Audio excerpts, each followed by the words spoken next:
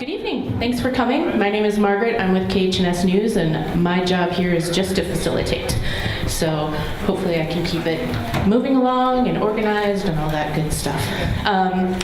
This is a mining information presentation, for lack of a fancier name, but it's organized by Takshunuk Watershed Council, and there's several agencies that are sponsoring it. Those are Chilkat Indian Village, Lynn Canal Gill Netters, Chilkoot Indian Association, Lynn Canal Conservation, Takshunuk Watershed Council, Constantine Metal Resources, and Haines Chamber of Commerce.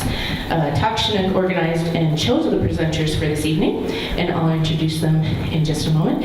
Just to give you the lay of the land for tonight, we have about 3 hours scheduled. I'm going to try to keep it pretty much on that time frame. We are recording tonight to post this presentation on the KHNS website, and we'll be rebroadcasting it as well in a couple days. And I believe Mario is also videoing it. So, as for the structure for this evening, we're going to start with 20-minute presentations. There's going to be 4 of them, even though there's more than 4 people up here. There's 3 of them that are going to split that time. But we'll go through, each person gets about 20 minutes. I am going to hold them to that, and they know that, so that's good. And we're going to have a short break, and then afterwards we're going to have the questions and panel discussion. So as for the questions this evening, those are all going to come from you, the audience. What we have is Takshunuk. You should have gotten some paper, some note cards, or some paper and pens at the beginning. That's for you to take notes during the presentation or just record some questions you might want to pen. And they're all going to come to us in written form. So as you get those written, and then during the break, if you can bring those up here to the basket. And that is just to make things go smoothly and timely. We're going to group some questions that might be on the same topic or in the same arena and keep things moving. And I doubt we're going to get through all of them, so I apologize ahead of time. But the good news is that you should have gotten this piece of paper as well. And this lists all our presenters and their contact information. And so if we don't get to your question, if you have follow-up questions, you are able to contact these gentlemen directly for that information. There's also a short survey if you want to fill out for Takshunuk, telling them how you felt about the structure this evening. Hopefully this is only the first type of meeting like this that we'll have on this subject, not the last or only. And so we will be able to structure future ones better according to your feedback if we need to. All right.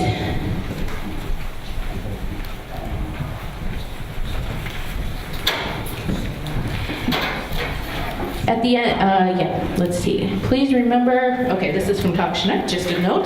Please remember to keep an open mind to the information being presented and be respectful of those that have come to share this information with us. So with that, we're going to start with the presentations. We're going to start with Bob Loeffler. He's a visiting professor of public policy at the UAA Institute of Social and Economic Research, former director of the Division of Mining, Land, and Water with DNR. You ready to start us out, Bob? Sure. All right. And if you can't hear, please let us know so we can adjust the microphones before they get too in-depth into their presentation. Take it away, Bob. Okay, what I'd like to do in about the next 20 minutes is try to take you visually on a walkthrough of a moment. What I find is that people discuss it, and people like or don't like, and they don't really visualize what's going on. Many people have never seen it. So my purpose is just to walk you through some of the major elements, and I typically do this in a Mining 101 course. It takes somewhat longer, so this is like Mining 13 or something. So just for truth in advertising, I'm a visiting professor at UAA, and what happened was the Council of Large Mines gave a grant to the university, and the university was confused enough to hire me. So in case it matters to you where the money comes from, I don't work for the producers, but it's part of truth in advertising. So with that, let me begin. And part of what I also try to do is not put a picture up without telling you what it is. So just as an introduction, this is the mill of Kensington near Juneau. This is the ship loader at Greens Creek. There's no ship there right there. This is just a buoy. And this is the water discharge at Red Dog. Those are the dorms at Red Dog, actually the state's mining lawyer. And should you ever need a mining lawyer, it's always good to have one that goes in the field. So I come from sort of a regulator's background. And so from my perspective, which you'll probably hear, mining is really just a water project with gold as a byproduct or whatever metal. And again, This is past the river near the Pogo mine. This is sort of biomonitoring near Fort Knox. I think that's burbot eating another fish. My expertise in fisheries, by the way, involves white wine sauce. So we're going to talk a little bit about mining. Now, I'm not going to talk about the old-time mining, placer mining, where people that you're probably familiar with, whether on a porcupine or wherever, where people took gravels in the stream and just sluiced them. This old gentleman was just putting gravel in his sluice box and running water over it. That's not what I'm going to talk about. And that's actually a picture of what my mother thinks I would look like if it wasn't for her. But be that as it may, I'm also probably not going to talk much about open pit mines, because it's really not probably relevant to this area. That, however, is the largest, what they advertise as the largest pit in the world. It's the Bingham Canyon Copper Mine near Salt Lake City. Have you guys been to Salt Lake City? Okay, well, you drive south on, I think, like I-15, and it's hidden. You can't see it from the road, but I'm pretty sure it's within their boundary because I bet they wanted to tax it. So what I probably will talk about is underground mines. And this is actually the mill, shop, and the port of Greens Creek. But I'm going to walk you through, really because I have better pictures, the Pogo Gold Mine, which is an underground gold mine 48 miles northeast of Delta Junction. And this is what it looks like in the fall. This is where the ore is. They enter it mostly from this side. Ore comes up here. But this is the layout. Again, you can see where the mining, the camp is. But let's start at the very beginning, just to visualize it. Meredith sort of asked me to, wherever Meredith is, she asked me to treat you like dirt. So let's start like dirt. Let's pretend you're bedrock, actually, and then let's make you into dirt. And that's really the first part of the mining process. It's not the part I care about. The part I care about is water, but you have to understand it. So here's people standing at a face underground. And the loader, of course, can't do much. You just bonk into things. So, oops. So the first thing they do is drill it. They drill lots of holes, put blasting powder in, usually ANFO, which is ammonium nitrate and fuel oil. And actually, we don't regulate stuff underground, but I was standing over a hole at the Yuba Valley coal mine once. And the engineer for Yuba Valley coal mine said, there's more powder in this hole than we used to blow up that federal building in Oklahoma. So I took we went, okay, I'm supposed to regulate this. I better go take a course on it. And so we took a couple of courses, and they're totally guy courses. I mean, I'm sure women like them, but if you really like to see things blow up, they're great. I don't have any pictures of blasting underground, but what they're really doing is they're just fluffing it to the point where they can transport it. And sometimes they transport it by a conveyor belt from underground, and sometimes they actually have trucks underground. This is at Greens Creek. And the next thing they do is now, first you were bedrock, then you were like, whatever it is, Volkswagens, cantaloupes. Now we're going to make you into sand particles. And this actually is a picture of Fort Knox, but they do smaller versions at other mines. And what they do is the ore goes in here, and it just goes and falls on itself. And the weight crushes it. And if it doesn't come out big enough, they do it. If small enough, they do it again. And then this is two-stage crushing. They'll go into this one, where they actually have steel balls. And the idea is to crush it into something between sand and silt. So why do they do this? Well, imagine that you had a boulder, and you knew that there was gold in it. And you could get it out with some chemicals. So you put chemicals on the outside of the boulder. You could get some. And then you went, well, wait a minute. If I cut it in half, I have new places to get the chemicals where I can get the gold from, or the zinc or the iron or whatever. So you cut it in half. Then you go, wait, there's other parts I haven't got yet. And so you keep cutting it. Well, that's really why they grind it down to sand or silt size. Because if you get all of the grains where you can work on them, you can get your recovery closer to 100%. So the whole first part of mining is to take you from bedrock to small particles. And that's what this does. There we go. I'm sorry. There we go. And so now, at Fort Knox, they actually then wash some of it, and the gold comes off.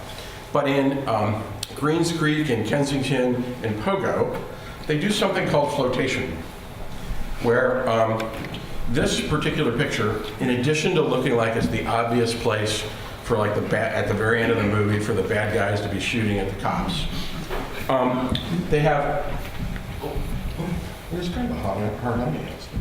Anyway, they put chemicals in these cells, the ones topped by the yellow mixers, and they mix it up.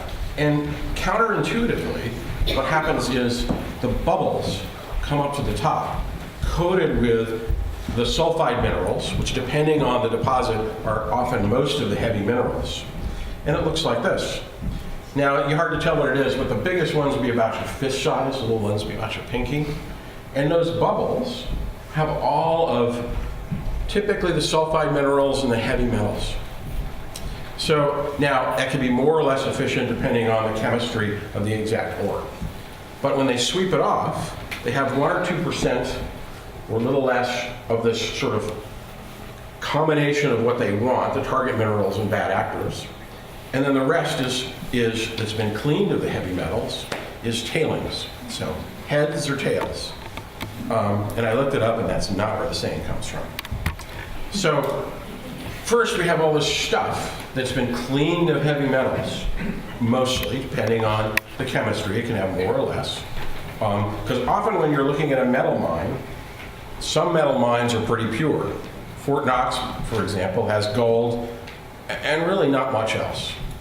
Red Dog has zinc and lots of other stuff associated with it.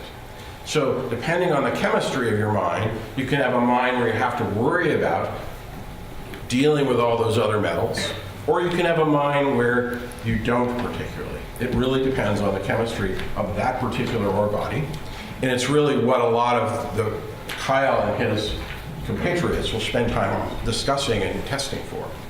But now what we've done is we've separated the target mineral, which in Pogo's case is gold, and the rest of the stuff. Target mineral and most of the heavy sulfide minerals, heavy metals.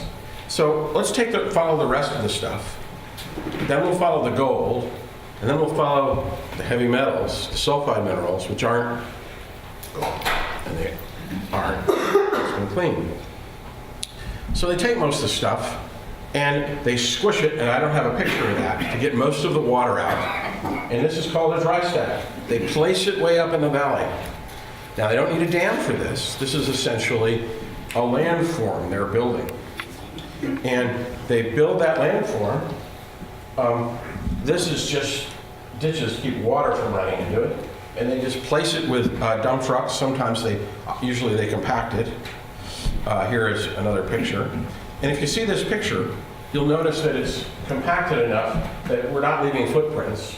We're not really leaving tire prints, although those are the tracks of the cats and the bulldozers. So that is left there, and eventually it will be crowned, so water will run off it.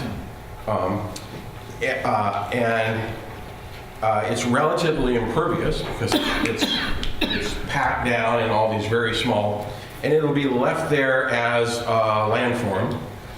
Stuff will grow on it, and that'll be that. Now, depending on the chemistry, you can have drainage come from that. Hopefully not much drainage, because it's not pervious. You've crowned it to make the water run off.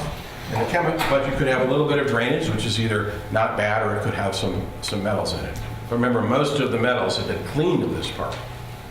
So now we have the other stuff with all the bad actors and heavy metals, and gold in this case. Now for Red Dog, it's not gold, but for Pogo it is. And so they mix it with cyanide.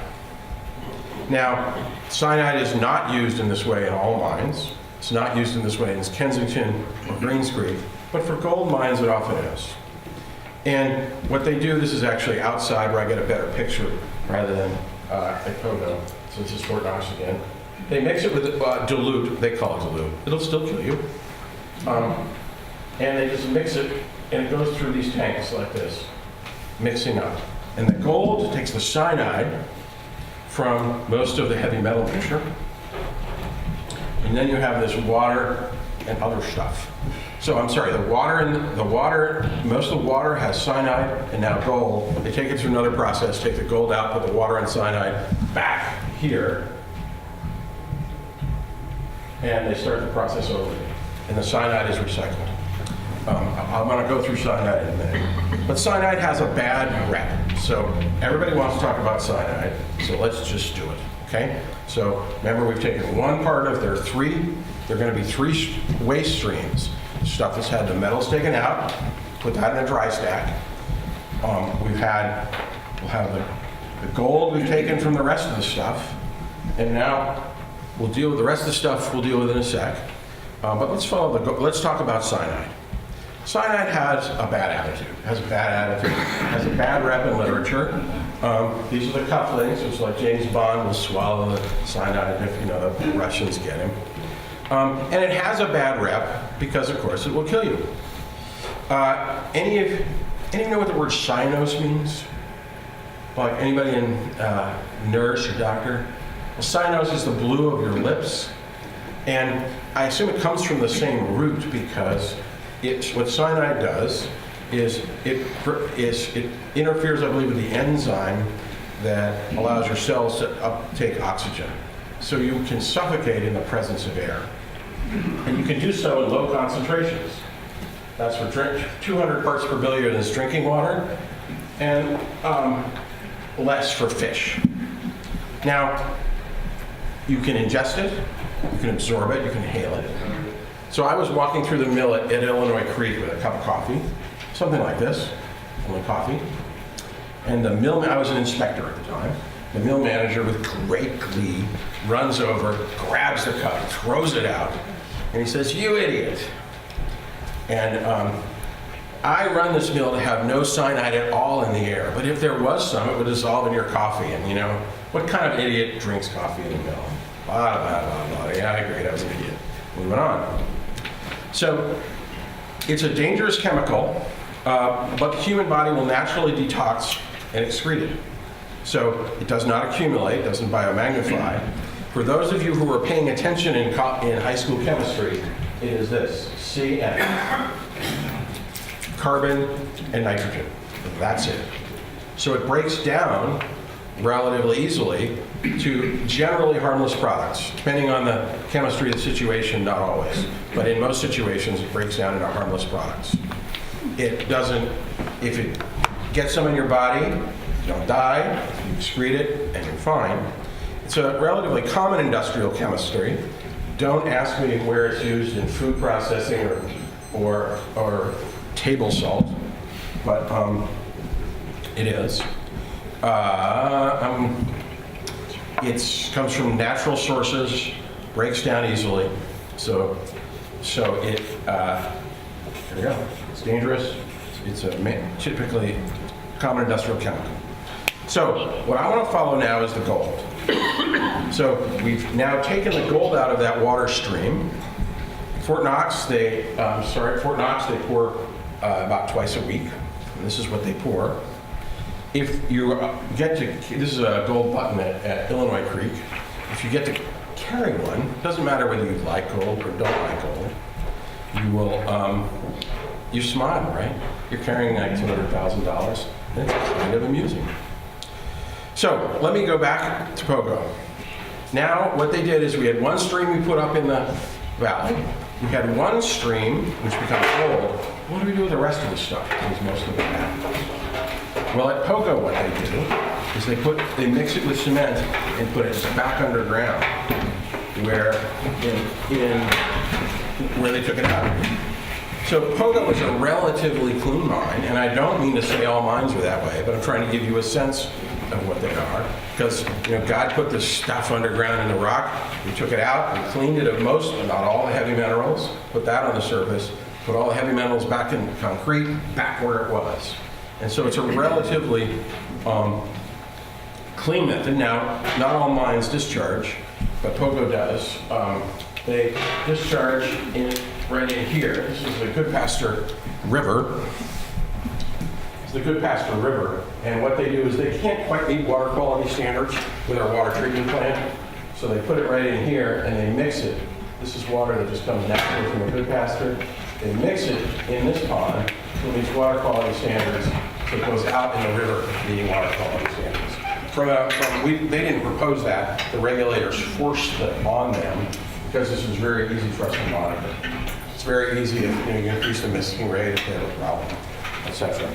But I want to quickly go through, before Margaret cuts me off, tailings dams.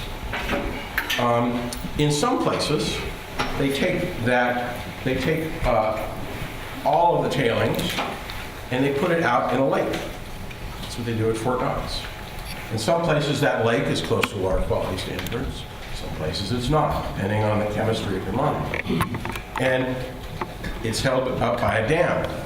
Now, Dave will talk to you about tailings dams.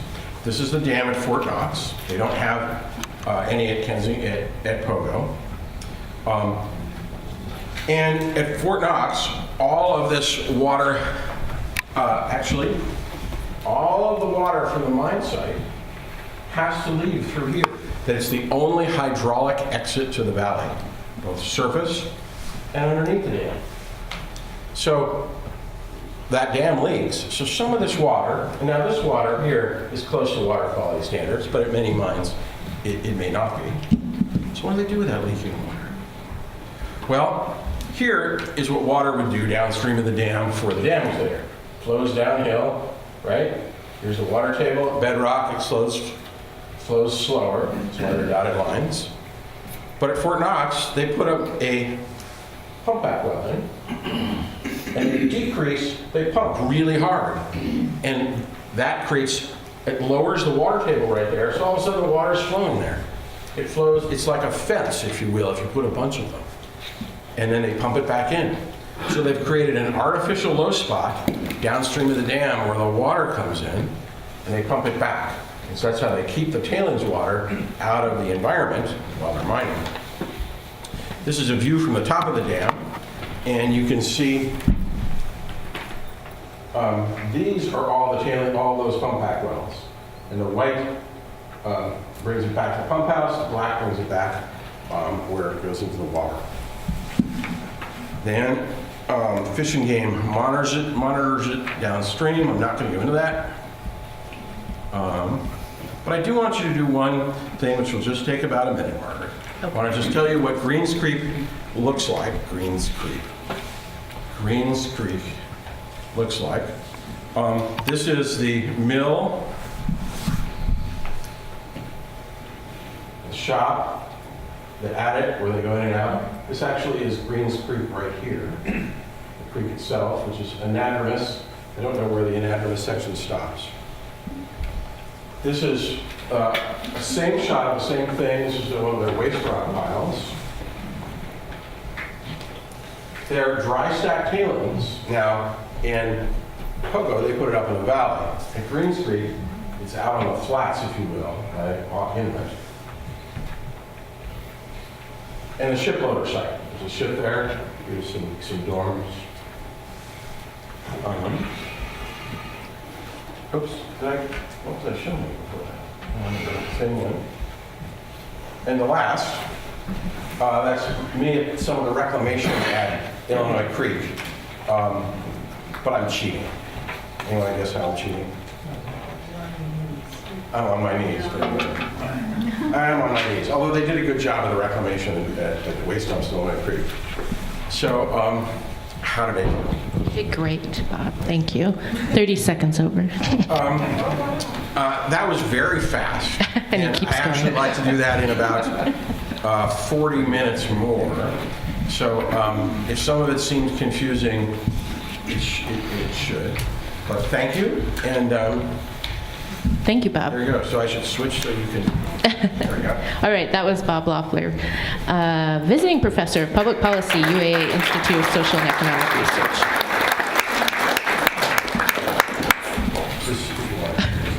All right, next up is David Chambers, PhD. He's a director for Center for Science in Public Participation. He's going to be talking about tailing storage facilities and the long-term environmental, social, and economic implications of caring for these type of facilities. David? Thank you. So, can everybody hear me okay? How about now? That's better. Thanks.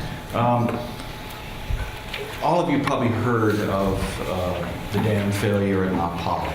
And That's caused a lot of, hopefully will cause some things to change in the way tailings dams are built and operated. But I want to sort of walk through with you how these dams are built, because they're not built like water supply reservoirs. They're different.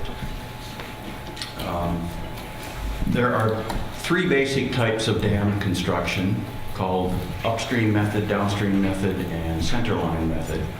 And the downstream method, which is the one in the middle, shaped like a triangle, that's your typical water supply reservoir dam. And those dams are almost always built during one construction period that usually takes a couple of years. Tailings dams are built in segments as the rock that's used for the dam construction becomes available. It's usually waste rock from the mine. So they're usually built a layer at a time, and that's what this layering effect shows. The centerline method, which is the one at the bottom of the page, is essentially your downstream method cut in half. Why can you do that? Because with tailings dam, you actually have a semi-solid, or in some cases a solid, on the upstream side of the dam itself. So that material basically provides some degree of support. In the upstream method, which is the one up on top, the tailings are actually used as a foundation for the lifts of the dam as they're built.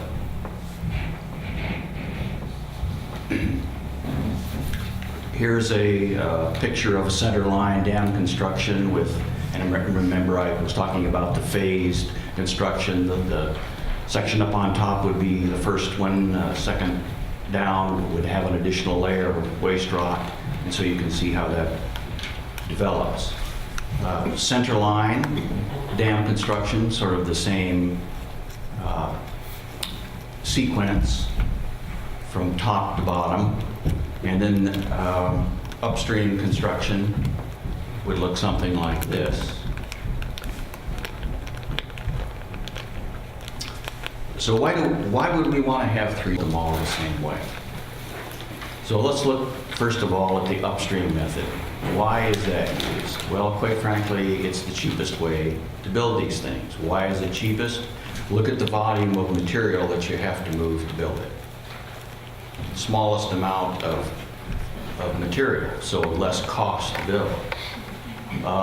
But it's also the least safe. Why is that? It's because you're actually using the tailings as a construction foundation for your dam itself. And those tailings start out being saturated because they're delivered to the tailings pond in a slurry. And unlike dry tailings, they're not dewatered, they're not compacted, and they quite often retain a fair amount of water, if not totally saturated, within their interstitial matrices. And that makes them vulnerable not only to static type failures, which is just sort of like sliding on a banana peel on the ground, but also under earthquakes. I'm sure you've all seen pictures of little sand volcanoes that happened in San Francisco. That material that's saturated and uncompacted actually liquefies. And worldwide, we see most tailings dams failures associated with this upstream type construction. By far, a majority are associated with that type of construction because it is so vulnerable. The downstream method, the one in the middle, is the safest. Built like a water supply reservoir, but it's also the most expensive. Again, just due to the amount of material involved. And then the centerline method, not surprisingly, right in between the two. Moderately expensive, but also moderately safe.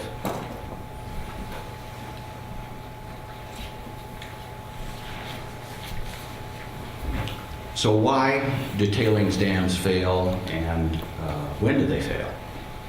So The most common causes of a tailings dam failure are, first of all, these are in order, hydrologic events, that is, big rainstorms, the reservoirs fill up, the dams overtop, and then they fail.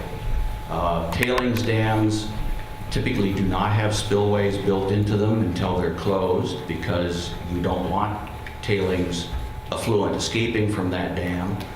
And your hydrologic research is supposed to be good enough to be able to predict what the maximum amount of water you would ever see would be.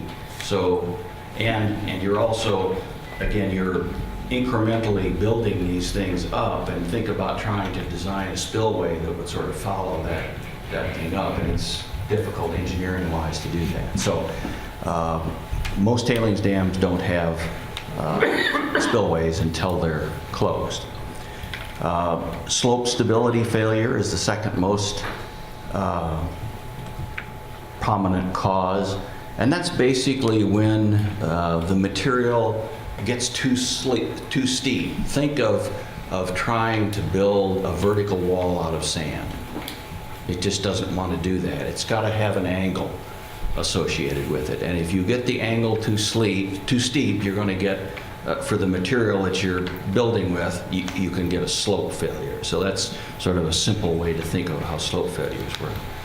And then the third most prominent cause are seismic effects, that is earthquakes, that will cause failures. There are a number of others below that, but those are the three main causes.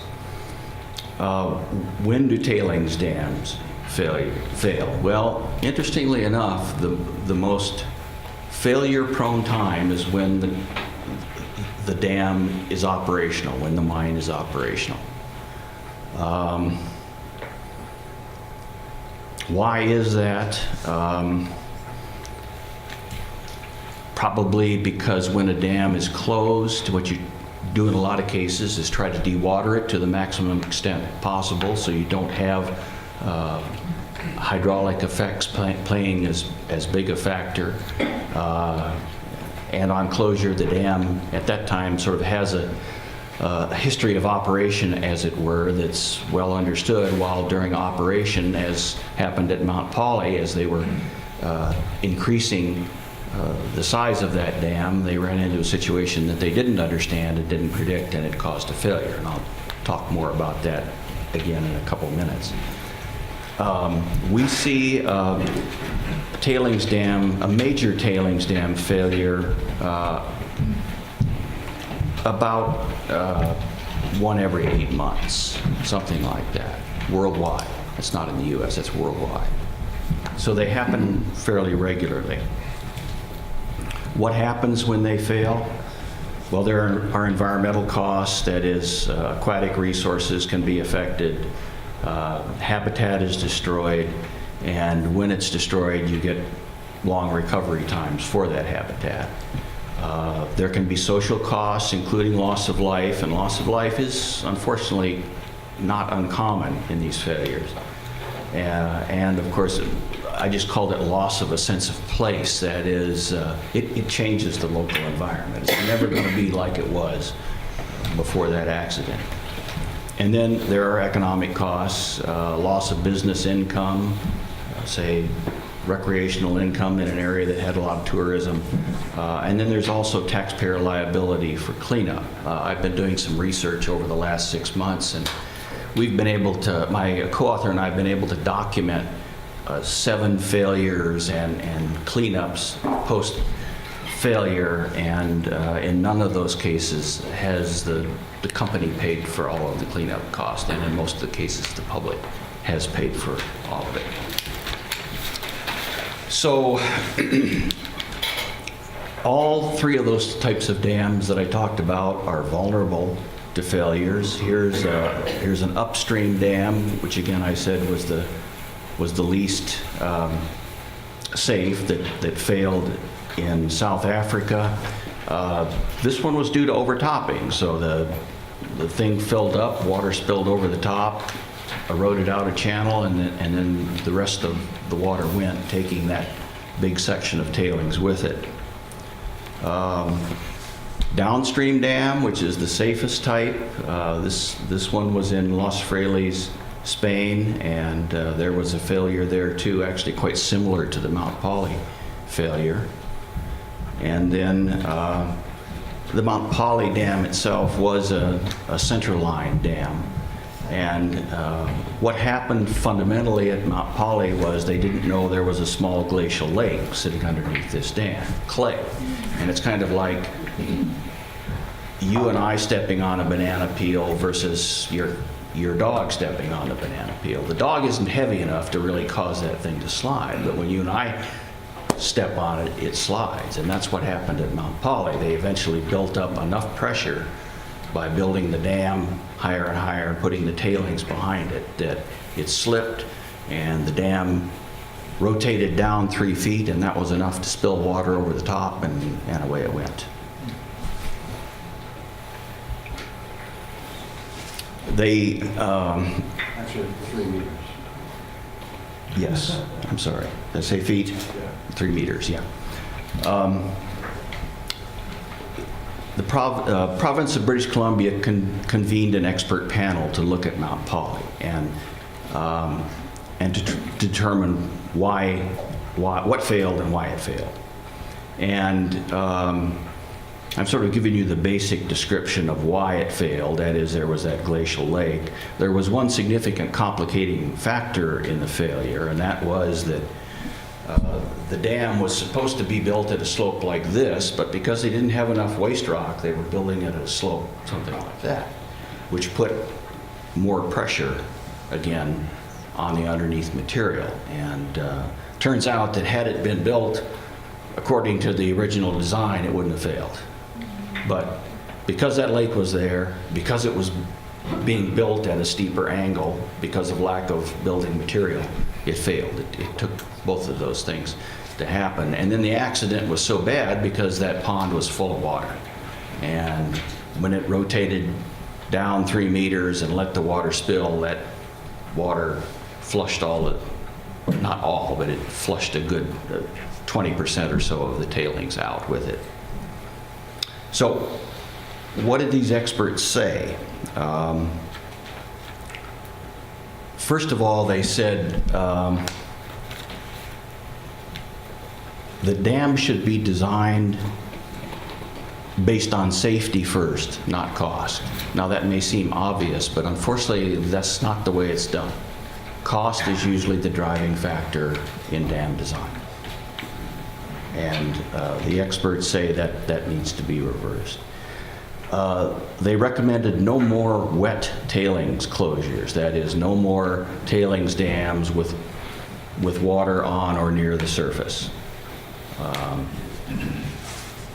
And they said one of the reasons we see wet closures is because that's probably the best way to prevent acid drainage with material in a tailings pond that's potentially acid generating. You keep it underwater, you deny oxygen to it, and it's a very good way to stop or at least significantly lessen the generation of acid. But what this panel said was, yes, we know that this is a good way to prevent acid drainage post-closure, but given that, we think that if the dam fails, it doesn't matter that you've prevented it up until then, you're going to have it at that point post-failure, so the most important thing is to keep the tailings from being spread out of the dam, to keep them in place. They recommended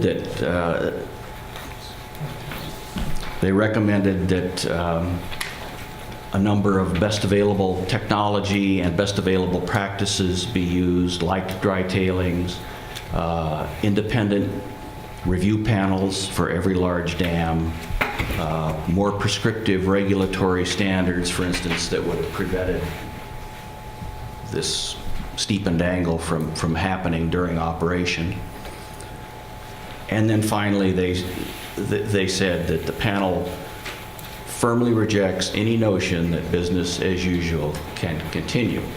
And of course, regulating these things, and it's, the analog, like driving a big oil tanker. It takes a lot of, that process has a lot of momentum, and changing that momentum to incorporate different ideas that are going to cost more money, quite frankly, is going to take some doing.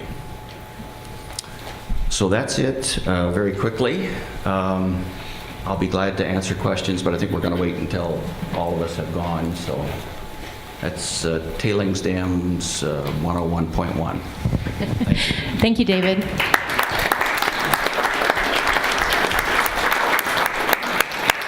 Before we go on to the next speaker, I know we have a lot of people. Is there anybody who wants to move into the main? I don't know if we have any more chairs back there, but just in case anybody else wanted to move in. Okay, we got everybody? All right. So 2 more 20-minute presentations. This next 20 minutes is going to be divided among 3 individuals from the state and from BLM. And I think, is John going first? Okay. John Hoppy is geologist and lead mineral examiner with BLM. And these 3 gentlemen are going to be presenting on the permitting steps for mines, agencies involved, and public involvement in those processes. And I'll introduce each of them as they take their turn. But first, John Hoppy. And he's not on this sheet, but I think Meredith can provide his contact information afterward. Yeah, sorry, John, I don't think you're on this sheet because you were kind of... Yeah, James works in the cubicle next to me, so... Wanted to come together. His correspondence to James. Why not? But yeah, John Hoppy with BLM, and Meredith has his contact information. Well, probably wondering why the BLM is here, because there's not a whole lot of BLM land around here. It's mostly Forest Service and such. But, I'm sorry. I'll move that closer. The BLM kind of does 3 things in Alaska. One of those is we administer all the federal mining claims, meaning when someone stakes a mining claim, they have to file it with the BLM, and we track all their maintenance and fees and such. Then also, we convey federal lands to the state and native corporations. So that's still ongoing. There's about 95% completed, but it's still a number of years from being finished. And also, we manage 72 million acres of public lands in Alaska, mostly interior. You can see on the map behind me here, that's that big green blotch on the north is NPRA. But we also administer it's about 7,600 acres that Constantine Metals mining claims that they lease are located. Because of the conveyance situation, those pre-existing rights maintain them as federal land, and those are managed by the BLM until they go away or conveyed. So I'm going to, how do I? Okay. There it is. I'm going to talk a little bit about mining law and the surface use laws, and then James Whitlock's going to talk about kind of BLM regulations and permitting process. The mining law of 1872. People have kind of heard about it or know generally of it. But it's got an interesting history. It's 140 years long, been around for 140 years. The law itself is about 5 pages, and it's actually a pretty interesting read. But it's been amended through the years by numerous laws, like you used to be able to stake a mining claim for oil deposit. And then somewhere in about 1945, they removed common sand and gravel from the mining law, so you couldn't stake a mining claim for sand and gravel. That's always an irony that federal government, you can have gold and copper, but you have to buy gravel. So I'm going to read one part here just because I'm packing about 140 years worth of case law into about 2 sentences. So currently, a person who makes a discovery of a valuable metallic mineral deposit on federal public land that is not closed to mining for some reason may stake a claim to the minerals. Then they must record that claim with the local recording office. Usually in Alaska, that's the state. And then they file a copy of that claim with the BLM. Okay, so once that claim is accepted as proper by the BLM, they now own the valuable minerals on and in the ground within that mining claim. So as long as they maintain that claim, meaning annual filings, maintenance fees, or physical labor, they maintain that property right. So that they've established a property right. They own those metals as long as they maintain that claim. So that property right can be sold, bought, inherited, willed, subdivided, but the right to extract those minerals can be asserted so long as it abides by and I leave that part up there, under regulations prescribed by law. So they have the title to the minerals, but the right to remove those minerals has to follow all laws and regulations.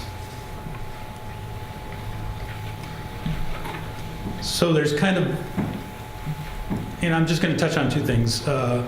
NEPA, National Environmental Protection Act of 1969. I'm sorry, Policy Act. And FLPMA, which is Federal Land Management Policy Act.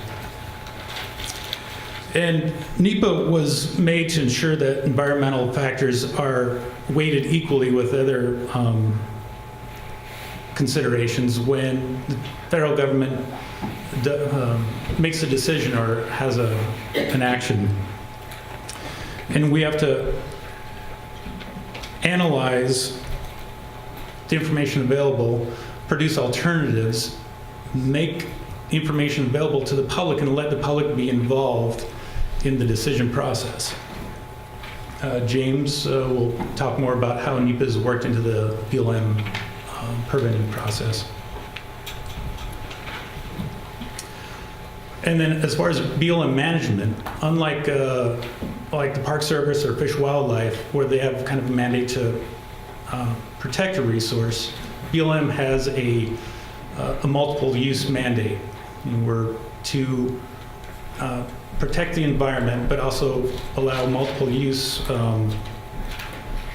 as it's allowed in a sustainable fashion.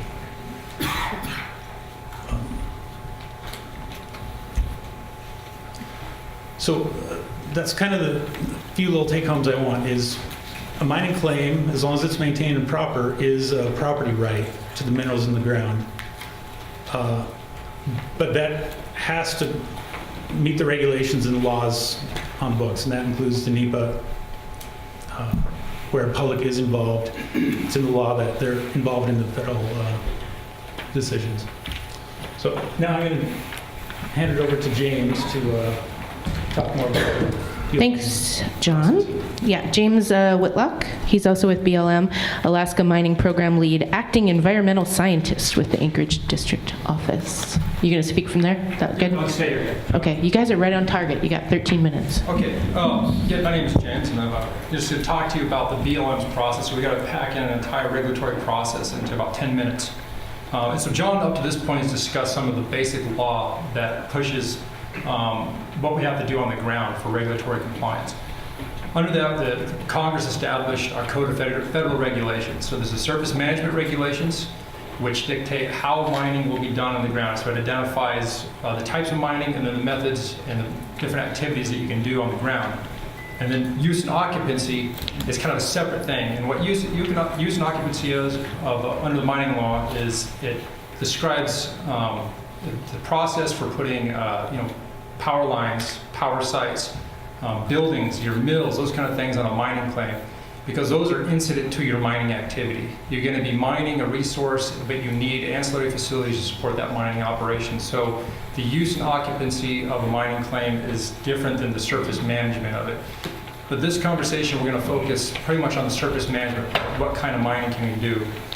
In 2012, the surface management regulations were further described by a surface management handbook, which really just kind of is a nice thick book that kind of breaks down what the regulations say, because I'm sure some of you have probably seen federal regulations that get a little bit confusing in their depth, and it's quite amazing how complex they can get.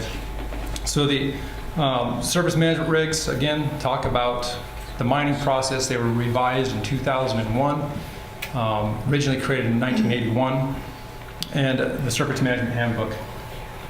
But the surface management handbook, the surface management regulations and the use and occupancy regulations and the Federal Land Policy Management Act that John talked about are three components that kind of work together that are all connected through what we call unnecessary and undue degradation. So the primary driver behind our regulatory process is that a mining company, a mining activity needs to prevent unnecessary and undue degradation to the natural environment.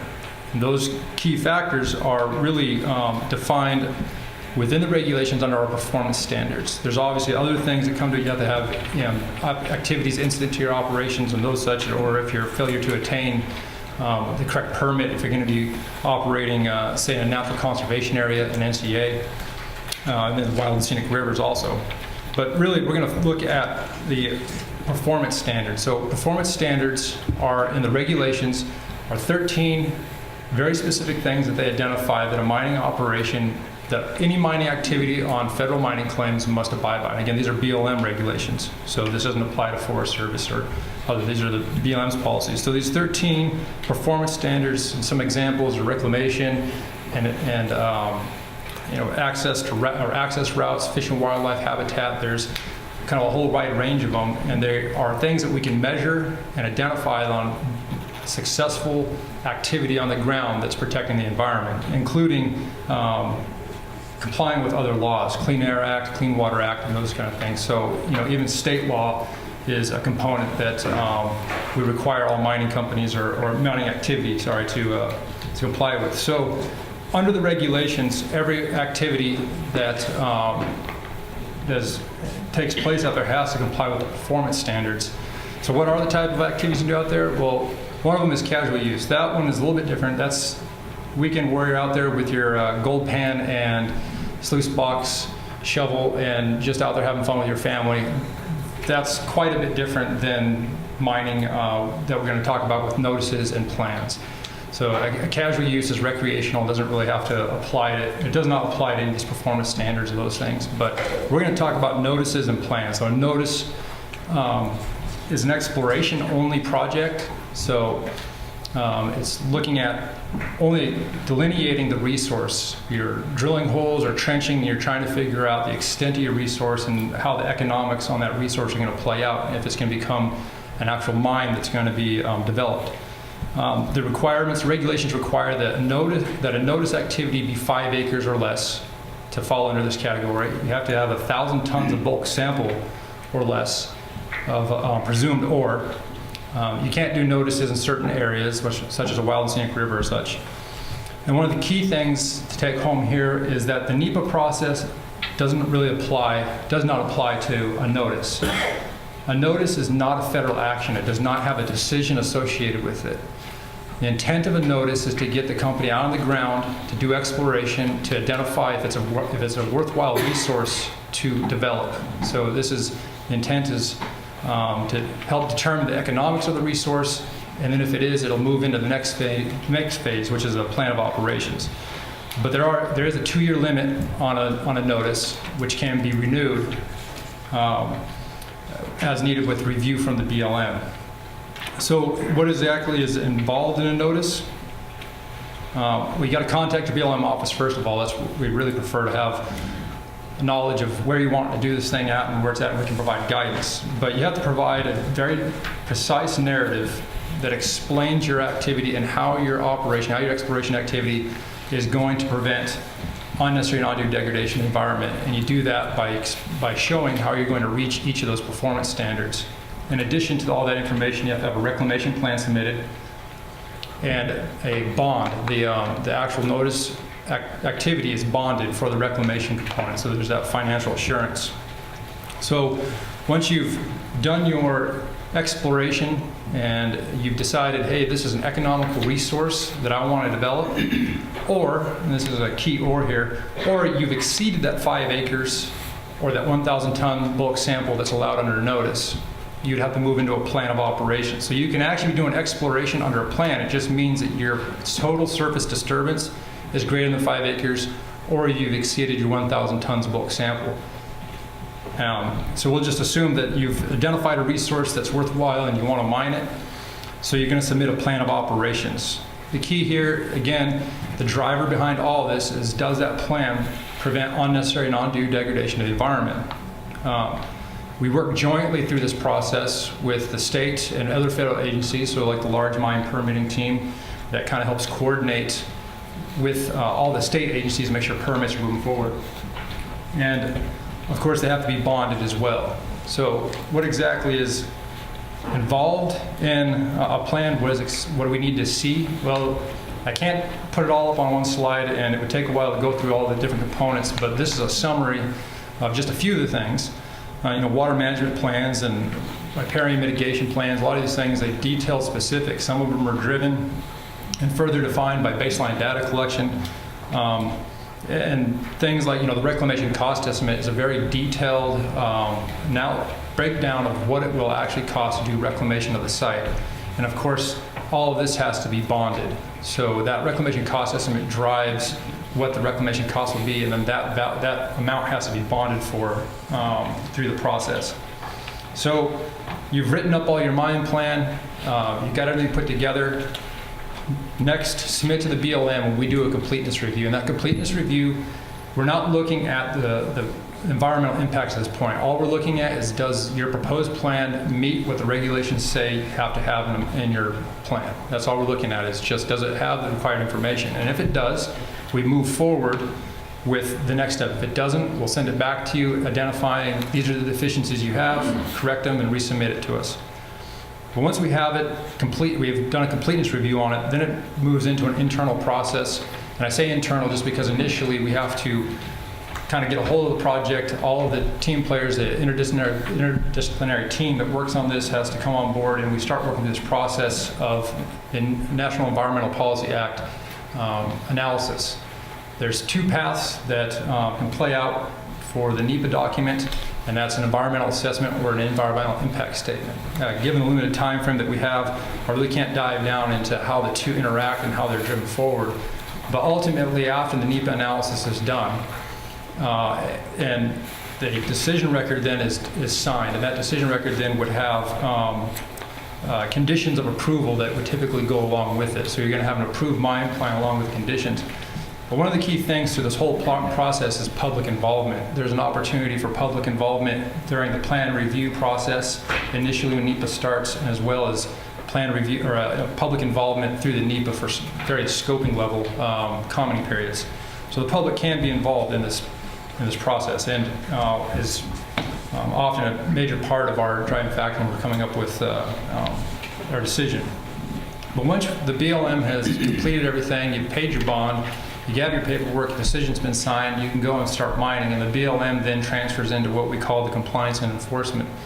And this is where we're working with the mining company, their day-to-day operations as they're moving their mine into development or developing their mine all the way into closure, and working with them. Now, at certain times throughout the process, there might be changes to the mine plan. They realize they need to expand the tailings pond, they do this, they do that, whatever. We modify the mine plan, and sometimes we have to do new NEPA with that. So it's a integrative process that is very dynamic as we move forward. And compliance doesn't mean that we're going there looking for everything to shut them down. It means that we're going there and we're looking at everything to make sure that they're complying with the rules. We're working with them to identify more efficient ways of performing their mining activity. If there's shortfalls or failures, we identify those and work with the company. Enforcement can be anything from a non-compliance, which means you made a mistake, we've identified the mistake, here's how you need to fix it, and then here's the measures, how we're going to, here's what we're going to do to measure the successes on that, what you've corrected. Live and learn, you move on, and non-compliance is meant to be kind of a smaller application, whereas you can move all the way up through the enforcement pyramid to where you can actually get to plan revocation, which you would actually take away close the mine plan out, and then we also have the option to move to bond forfeiture and using the bond to actually perform the reclamation on site. So there's a whole range of activities, but again, the BLM, our intent is to work with the mining companies and help them move through the mining process. And it's a very complicated process moving through the regulatory framework. And so we work with our state agencies, and I will be the next one coming up there and talk about how we integrate. And that's Kyle Moselle. Kyle Moselle is with the Large Mine, he's the Large Mine Project Manager with the state, Alaska Department of Natural Resources. You want a couple minutes, Kyle? I can, how long? Go ahead.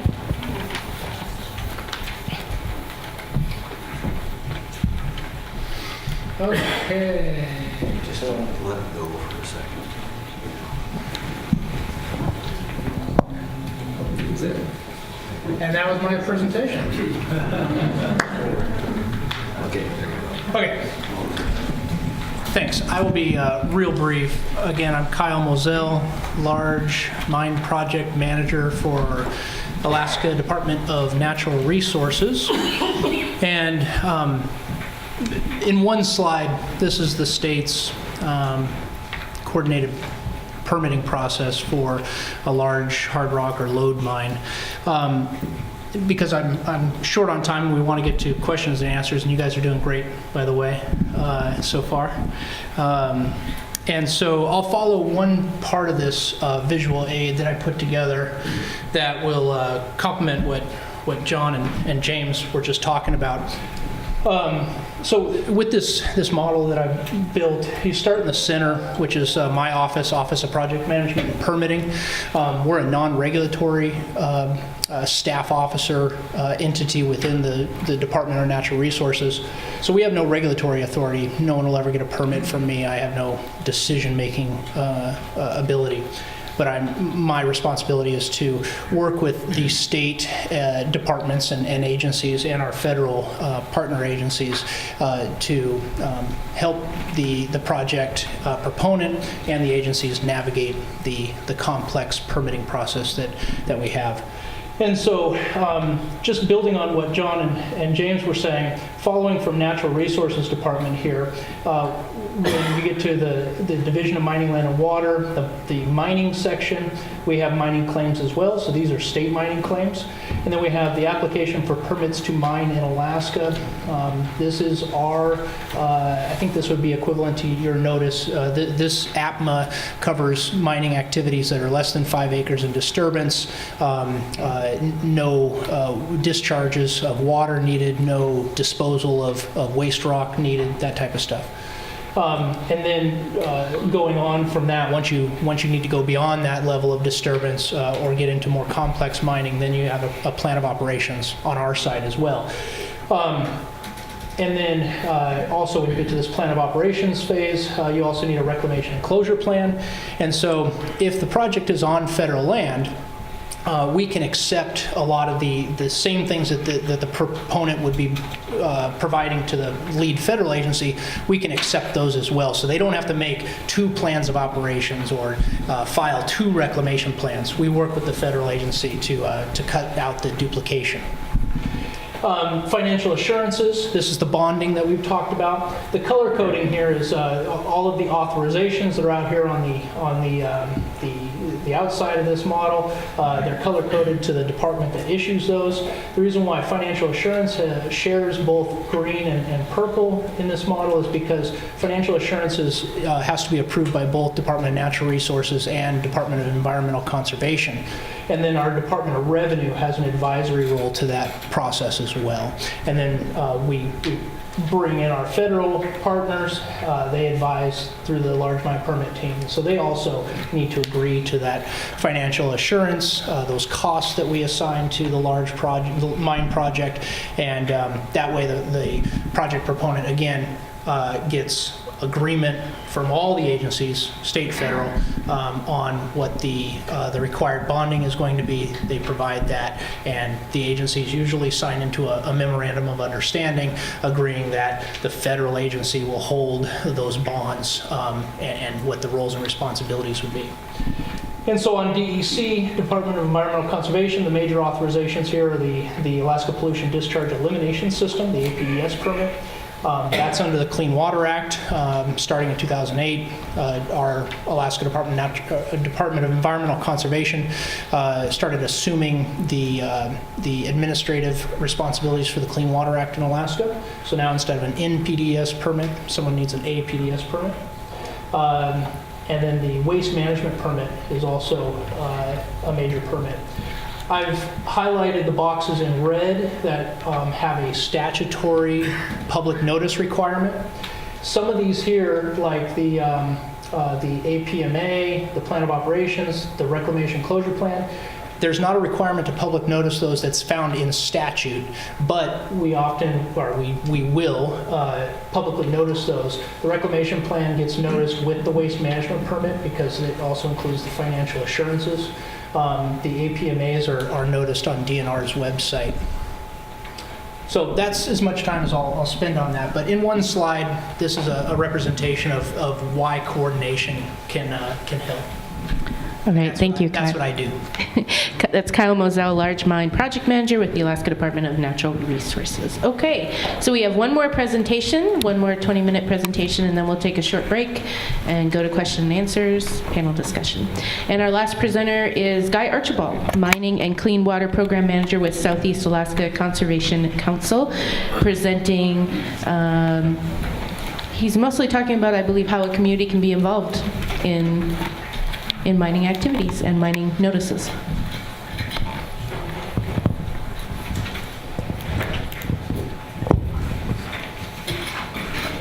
All right, I am Guy Archibald, and I'd like to thank the Takshunuk Watershed Council, the city and people of Haines, and the Chilkat and Chilkoot people for being here. I'm bat and cleanup, so my goal here is to kind of bring the people back into the process. We've heard a lot about, you know, the regulators, the engineers, how this is all put together from that point of view.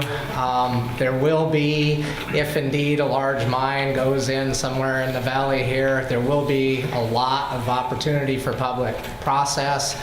There will be a lot of analysis and a lot of data, so I'm here to kind of explain some of that, and I can't give examples of it all. 20 minutes is a very short time, but I want to talk a little bit about the decision-making process, balancing benefits with risk. How many people in here have ever decided not to drive your car on a nice sunny day because of the possibility you would get into an accident? Okay. How many people here have auto insurance?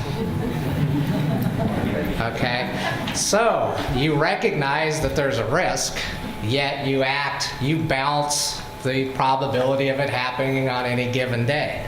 That's part of what goes into when a community decides and the people decide to get involved into the process.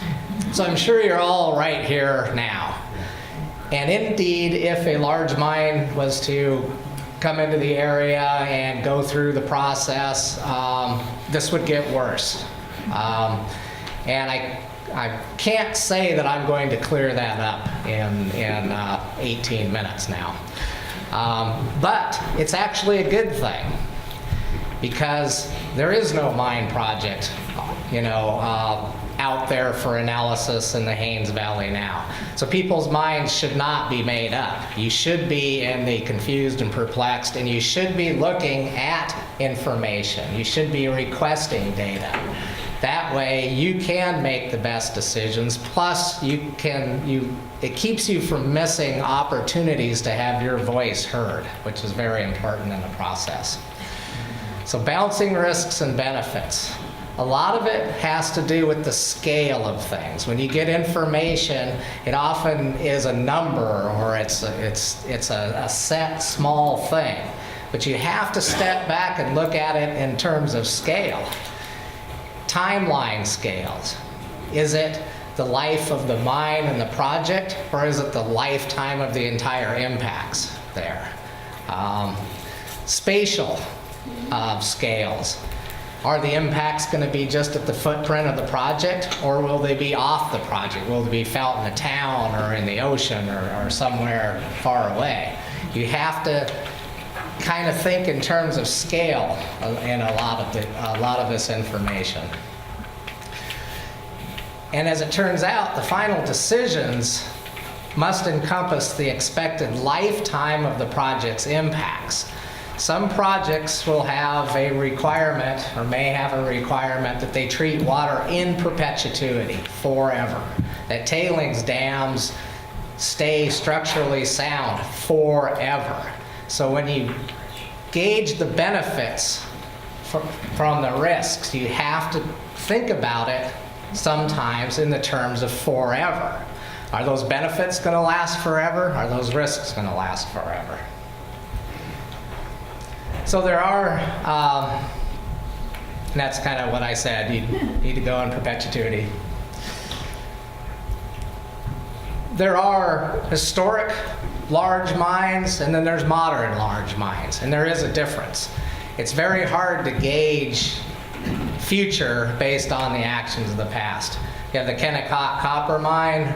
One of the things about that, it was very high grade, up to 70% copper.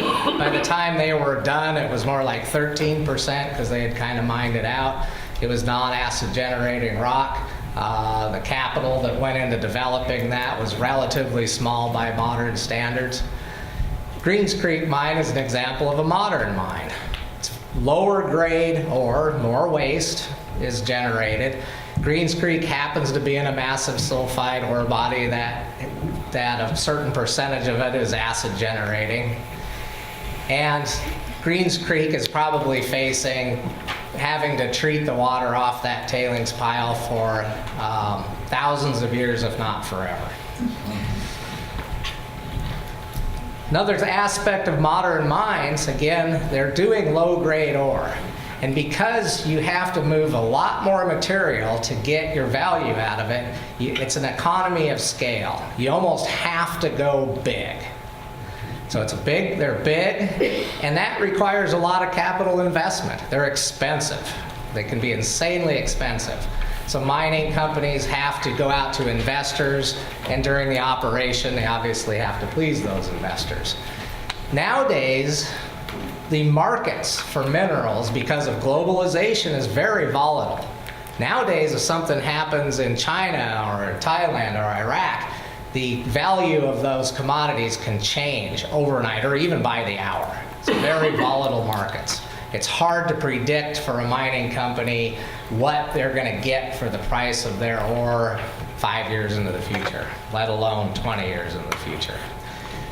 Many of these mines, because of their size, are facing perpetual water treatment, perpetual maintenance of dams, very long-term, long scale, and because of that, a lot of it's unproven. A lot of this technology, a liner under a tailings pond, it's unproven whether that will last forever, obviously. We have no examples as yet. So let's look at kind of the economy of scale. Size matters. Size matters a lot. For all of the great reasons why you don't have an elephant as a house pet, it's because the size matters. And it's not the size of the waste created by the elephant. What it matters is the flexibility of the company. When you have an operation that big, that expensive, with that many capital investors, and something happens, the price of your ore goes down, the ore body that you're mining at that particular point, the amount of valuable minerals in that goes down, your cost of personnel goes up. It's very hard to operate. Just like if you have an elephant for a house pet and you lose 10% of your income, that elephant's probably going to starve. If you have a dog for a house pet, he's not going to know the difference. It's economy of scale, you lose flexibility. Words So if a mine, a large mine, goes through permitting, starts gathering all this data, starts analyzing all the values that they're going to analyze, water quality, fish and wildlife, groundwater quality, cultural and traditional, sociological impacts, on and on and on, they're going to create a lot of words. So for the people, and I'm sure a lot of you are, that would be concerned about protecting the fish and protecting the wildlife, some of the words that might be said is, this operation will prevent significant adverse environmental impacts to the fishery habitat, water quality, water quantity, and or other fishery values, and will maintain present and continued productivity, on and on, you can read that. That would make you feel better. That is right out of a slightly paraphrase from the Alaska National Interest Lands and NILCA Conservation Act that operates within our national monuments. Those words will not prevent Greens Creek Mine from destroying a salmon stream. They don't. It's the words, significant adverse effects. The Forest Service considers that stream insignificant because on the scale of Admiralty Island, there's a lot of salmon streams. Of course, they don't define what is a significant amount of destroyed salmon streams. Is it 10% of the ones on Admiralty Island? Is it 50%? It's not defined. And of course, I won't go into the words maximum extent feasible.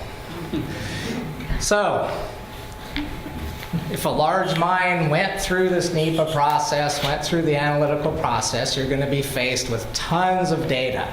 The EIS will be huge. So analyze all the data. It's very important that you look at that data in terms of scale, in terms of the meaning of the words. And there's a problem with a lot of data. A lot of data doesn't necessarily lead to a lot of insight, unfortunately. And yes, I just made that graph up for purposes. It's not based on any actual data.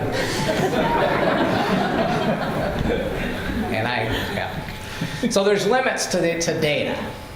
We can't know everything there is to know about an aquatic ecosystem.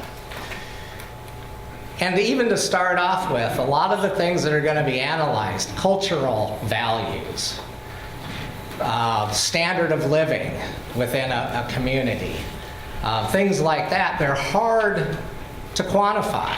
They're hard to objectify and put a dollar value on it. So right off the bat, some of that data is just really hard to get a handle on it. Even for other data like the fish in the river.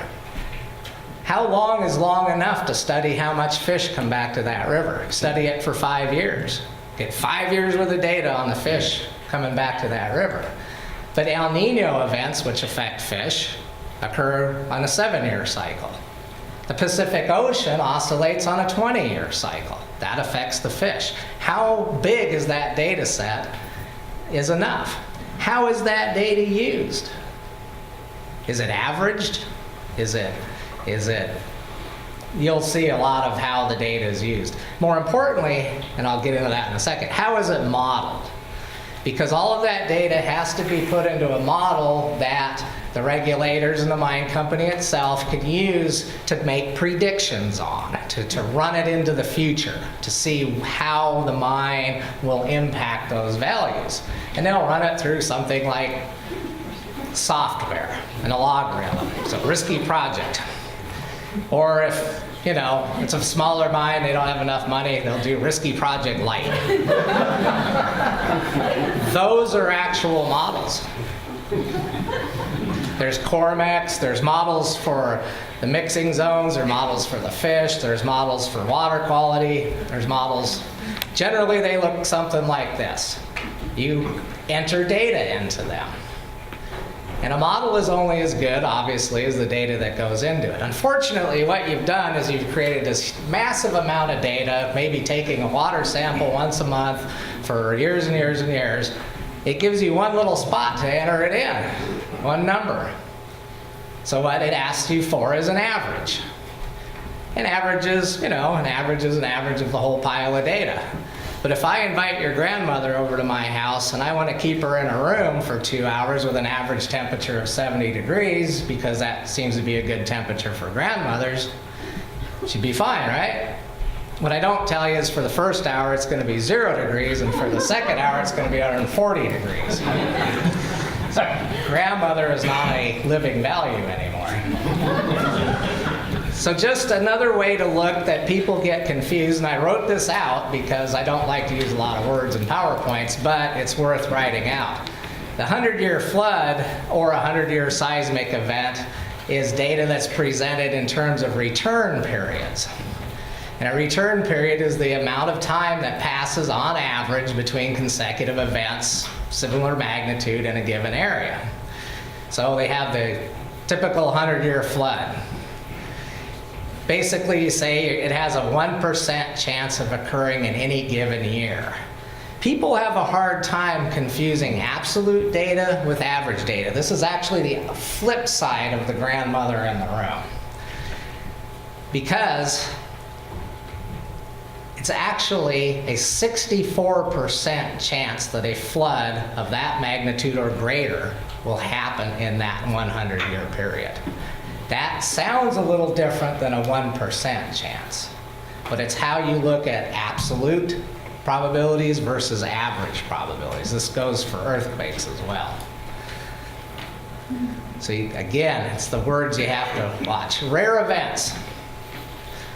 Predicting the future based on the past, thank God we don't dress like that anymore, or ever did, I hope, are not necessarily enlightening about what's going to happen in the future.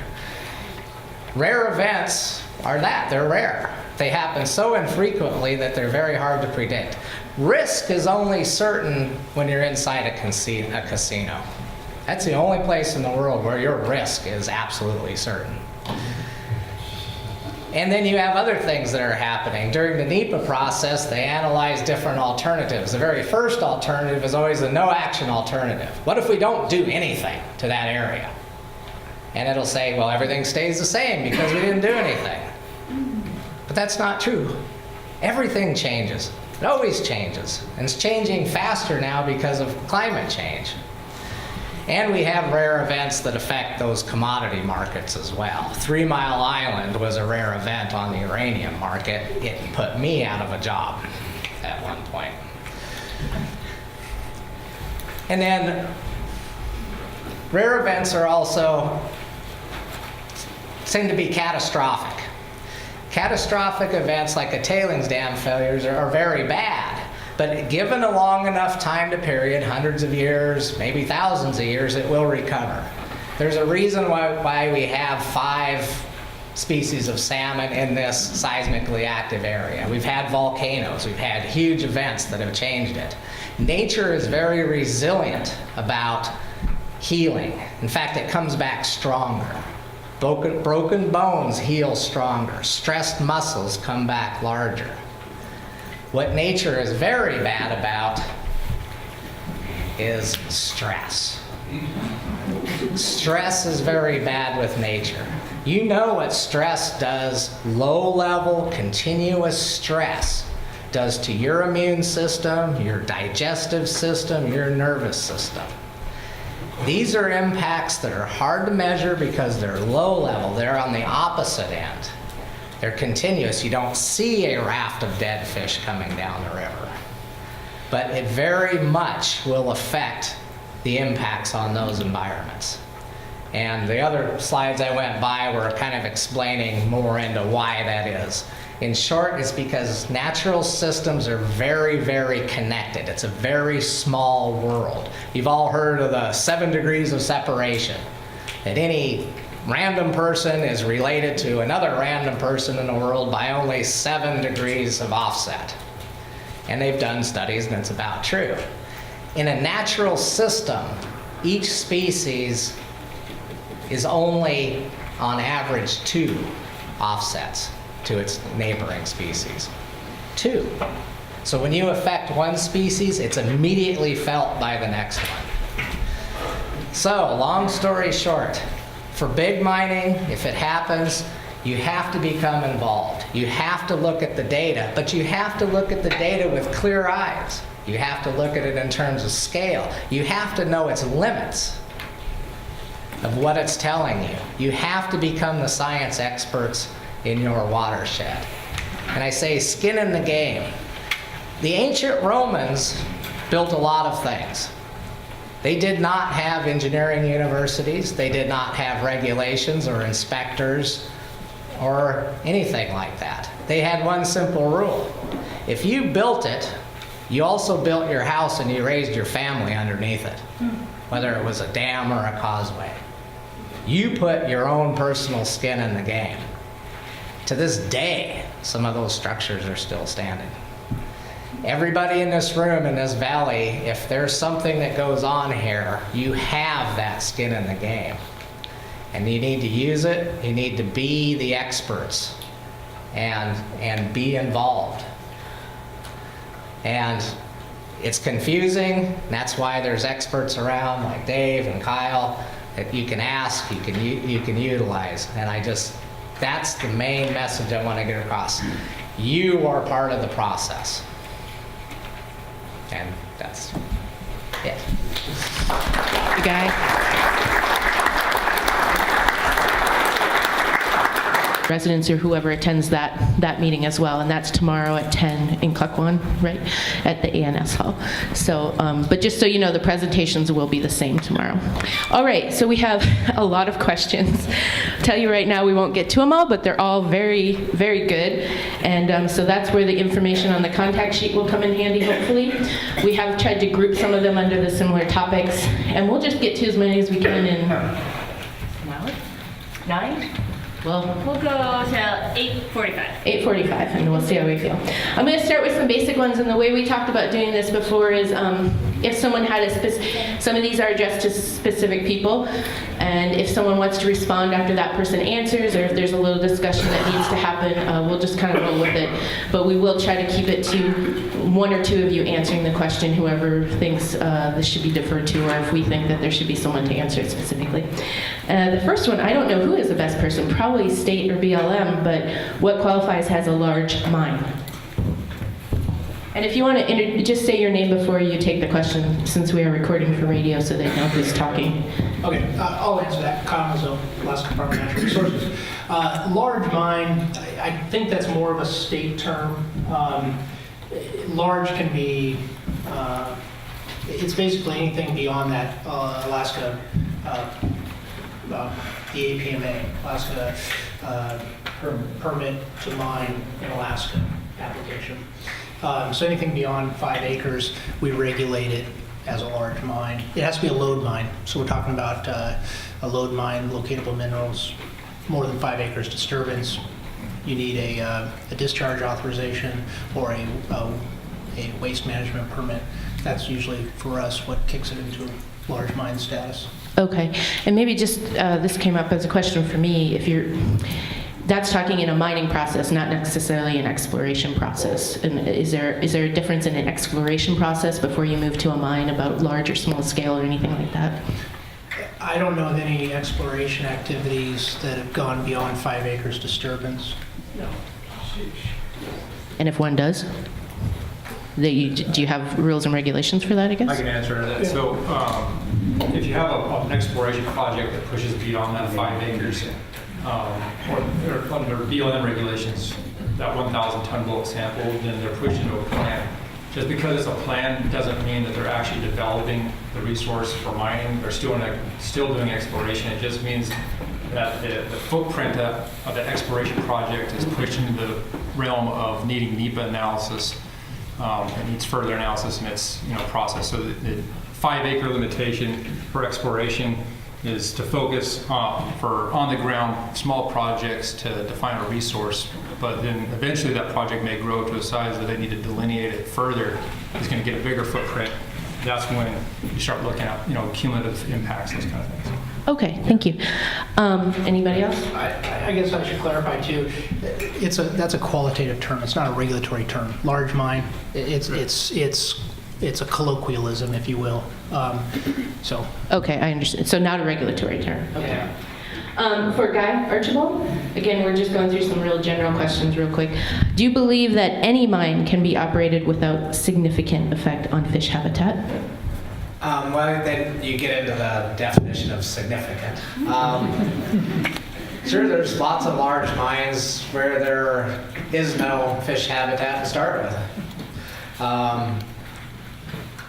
I can't think of an example of a mine that has not produced some surface or groundwater quality impacts.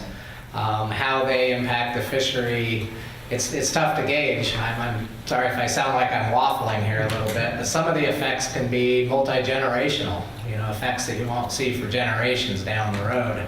It's also hard, given all the natural variation in fisheries, to kind of pick the signal out of the noise of all the other variations. But I can't, yeah, that's about as best as I can answer it. It's tough to answer. Okay, thanks, Guy. I think Bob wanted a crack at it too. I think you said some things that I disagree with. I think you told people that Greens Creek has really sort of destroyed Greens Creek, but that it was okay because it was not significant. That was the implication I got. And I think it's important to tell people that I don't think that happened. That here's what Fish and Game does. And if I misspoke characterizing what you said, my apologies, but that's kind of what I think you said. Well, maybe I misspoke. It was the creek in question was Tributary Creek. It was subject to the expansion of the tailings pile. And the company's preferred alternative was to dump all those tailings into that creek. And there was nothing about the process that would have prevented that. But they didn't give a permit for that, did they? They didn't as yet. The Forest Service waffle gave them a 10-year, but that was for other reasons. I do think it's important to talk about effect on fish habitat. And here is how Fish and Game monitors protect on fish habitat. They look upstream and downstream, and they typically monitor, they certainly monitor the water quality and the groundwater and the surface water. That's usually DEC's responsibility. But then they monitor the algae in 3 levels. They monitor it from the benthic environment, from algae to the mid-level things, and then the bugs that they eat. And then they look at whether the fish, they look at population, habitat, and then they sort of take the young, because the young will be more susceptible to metals, and they look at whether they've accumulated any metals. They basically take the smolts and they put them into a lab quality blender, and they blend them up and extract metals to see whether in fact there is any. So they look to see if there's any effect on the algae, the benthic environment, fish populations, metal uptake. And I think it's important to say that in Greens Creek, they haven't seen any. It's also important that throughout our large mines, now I'm not suggesting that there isn't risk, and there aren't things that happen, but it's important to note that they haven't seen any at Pogo. They haven't seen any. Fort Knox has actually improved, because it was trash habitat before from like the 1902 mining. But Fort Knox has improved. Pogo, they haven't seen any. Greens Creek, they haven't seen any. They haven't seen any out in Hawk Inlet. Red Dog is... And these are Fish and Game statistics, or? Yes, Okay. Mostly Fish and Game statistics. In some cases, Fish and Game oversees them, but they're mostly Fish and Game statistics and DEC and company water quality usually. And at Red Dog, what they found, Red Dog was acid before the mine got there. That's how they found the mine. So Red Dog, the statistics show improved habitat, improved health of the fish. Now it's important to note that the people downstream, far downstream, dispute some of that. David, did you, I'm sorry, Bob. Did you want to finish your point? But I think Alaska's large mines have actually a pretty good record with respect to fish habitat. Now, mind you, we're a modern large mines. We don't have all the legacy issues. Okay, Bob. David, did you have a point you want to make on that? Yeah, I do. I guess I'd like to add a couple postscripts. So I don't disagree that overall, I think Alaska's large mines are doing fairly well, but at Red Dog, there was a significant fish kill back in 1990. They killed fish that all the way from the mine down to the Willock River. And at Greens Creek, during the last permit cycle, I made some suggestions about how to monitor the mixing zone that I thought would be more appropriate. Now, correct me if I'm wrong, those of you who may be more familiar with Greens Creek than my memory is at the moment, but they're taking one surface water measurement a quarter in the mixing zone, and that measurement point isn't even in the mixing zone. So I said, why don't you put it at the edge of the theoretical mixing zone, and why don't you measure it at a slack tide instead of just some arbitrary time? So I agree, Bob, I don't think there's been any significant damage to Red Dog, to Greens Creek, but I don't think we know about the mixing zone. I don't think the measurement there is good enough to tell. Okay, one more point, Bob. No, let's Okay. What I was going to say is I guess this points out where there's a difference in the value of significant, perhaps, in some of the wording. I mean, I'm just saying that there's different opinions on just this one. I think that there's different technical opinions. Technical I don't opinions. think it's a difference in the value of significant. Okay. I do think the resources there are significant. Got- I do think degradation would be significant. Okay. Guy, do you want to wrap it up since this question was directed to you at the first? Yeah, just very quickly, the discharge from the Greens Creek is into Hawk Inlet. And as of yet, the Department of Environmental Conservation categorizes Hawk Inlet as a Category 3 water body, which by definition means you don't have enough data to determine whether or not the designated use, which is aquatic life and habitat, is being protected. You needed, since I was there when DEC said they disagree with that interpretation, you need to tell them the interpretation they gave you. It's not fair to give just one side. The Okay. integrated report. Well, let's move on from this question. There is a lot of information out there. This one is actually for state and BLM, gentlemen, and this one was actually asked several times in the questions. So, I'm assuming this question is meant for Alaska.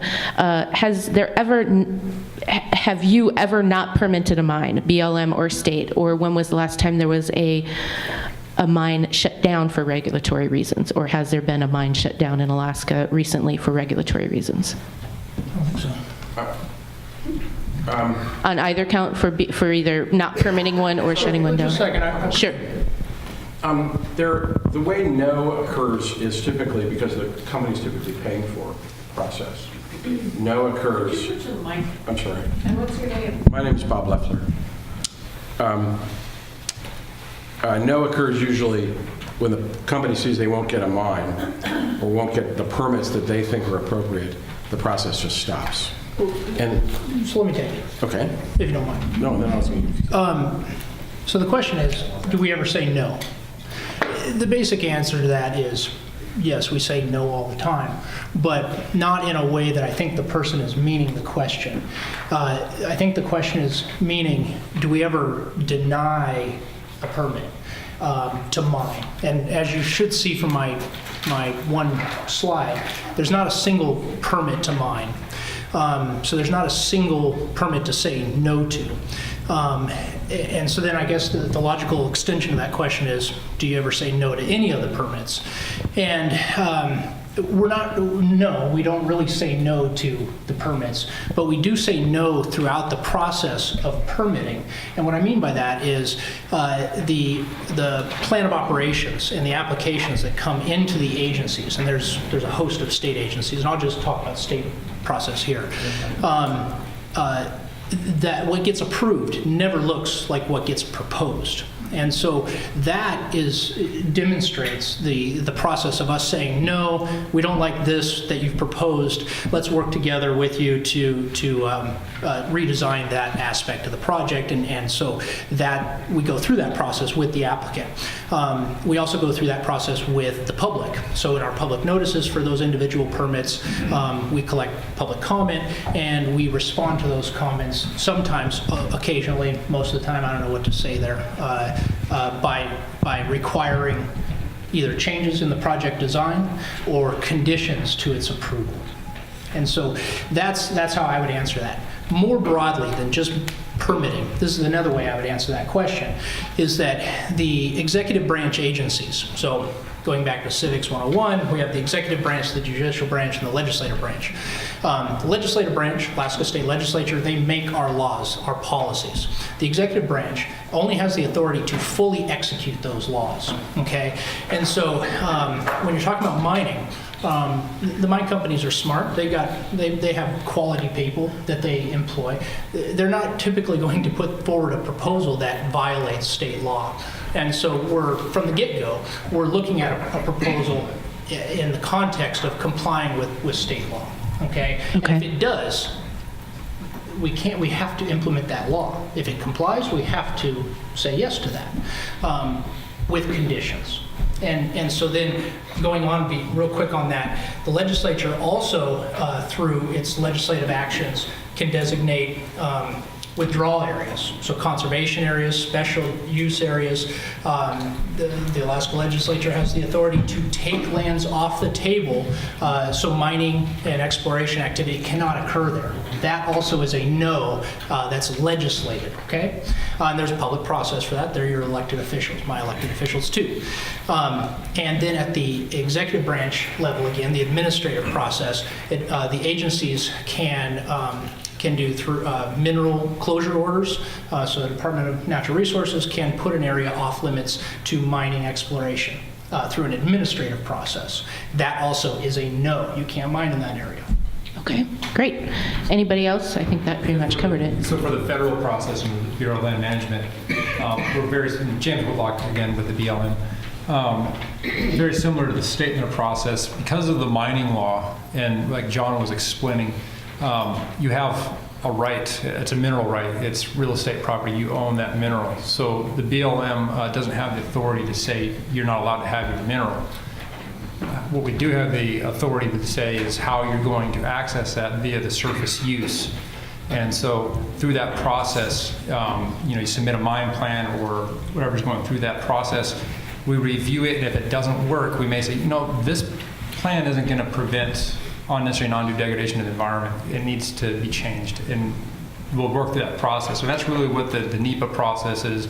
That's what the mine plan modification process is. You identify where there's failures, where this is not going to work because it causes environmental degradation. You need to do this instead, and you move through that process.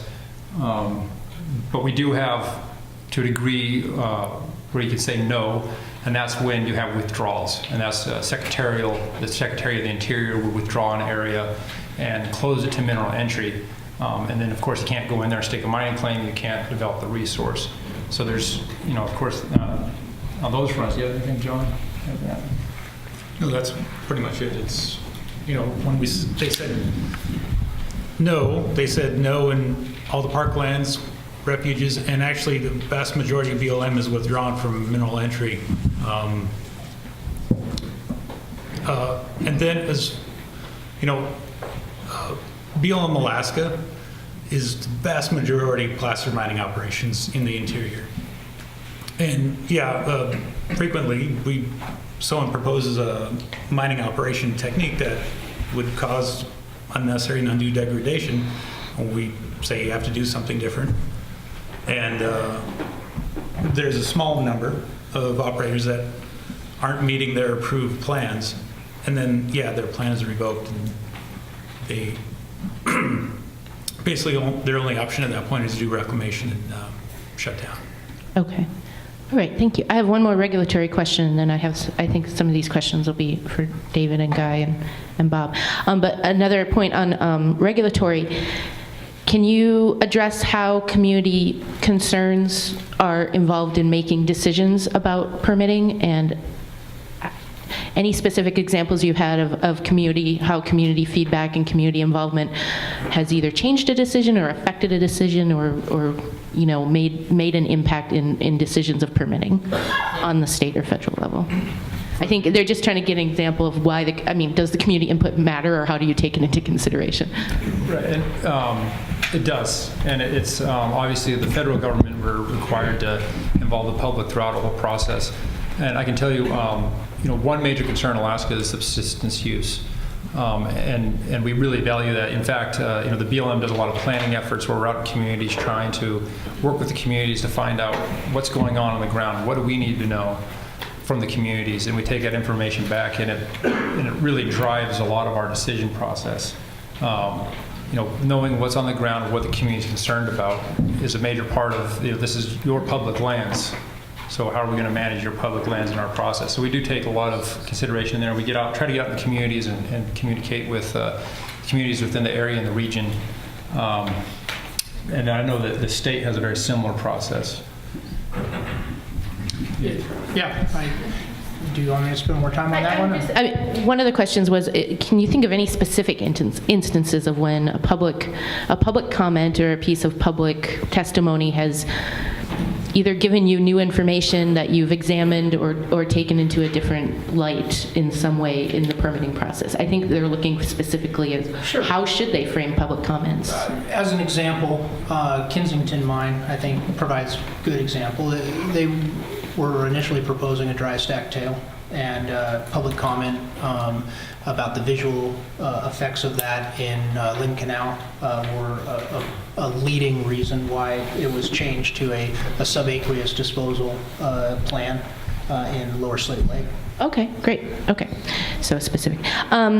Next, we have a lot of questions about bonds, and I don't know who the best person is. Bonding and financial bonds and financial responsibilities. I think one of the basic questions was, can someone please talk about bonds, how the amount is determined, and then there's some questions about when are bonds go into effect, like at the end of the life of a mine, during a disaster, and then there's a question about, is the community ever on foot the bill for some of these things? So if we could just start with the basic concept of what the bonding. I'll start with the basic. Kyle, and then David, do you have some information? Yeah, I think that there's some good expertise on the panel that can speak to it too, but very basic.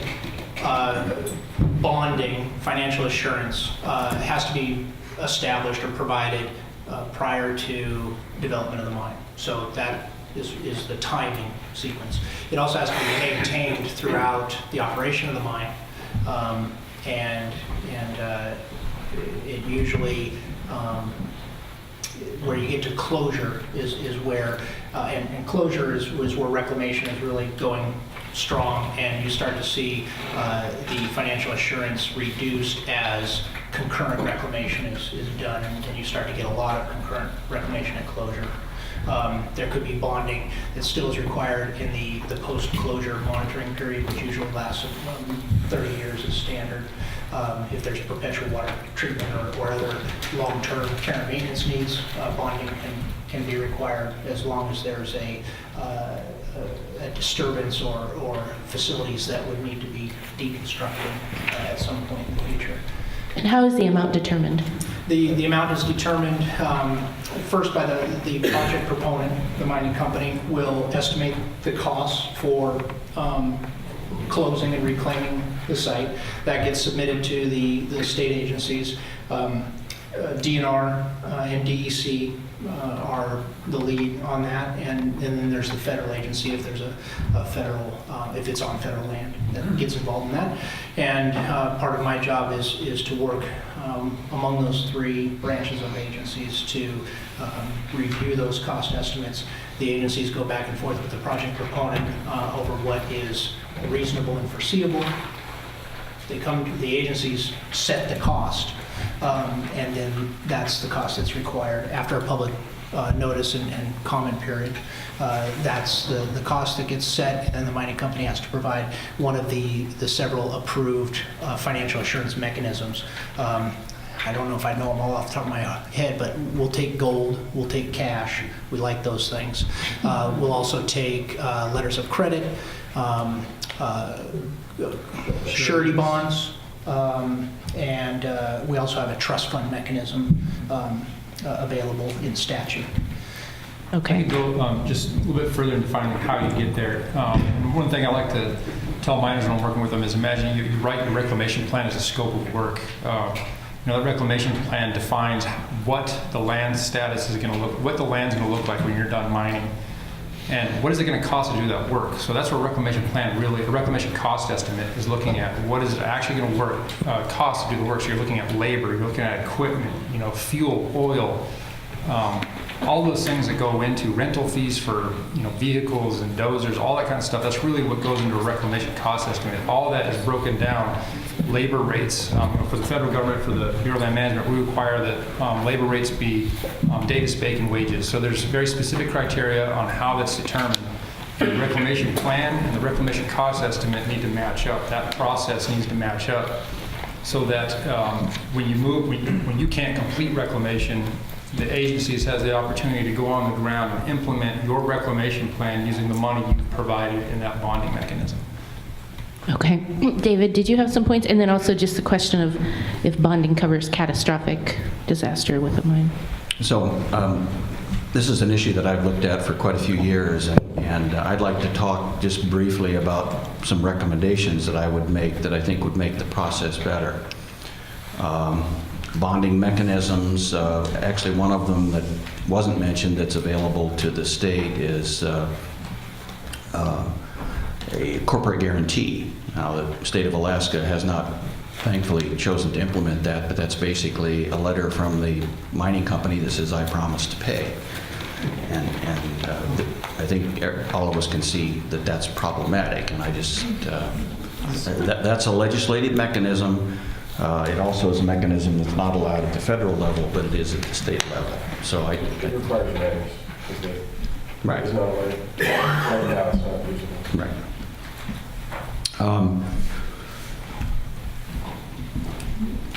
In terms of calculating the bond, I would actually like to see both federal and state regulators go out and hire a mining engineering company to do that, because that's what the companies do.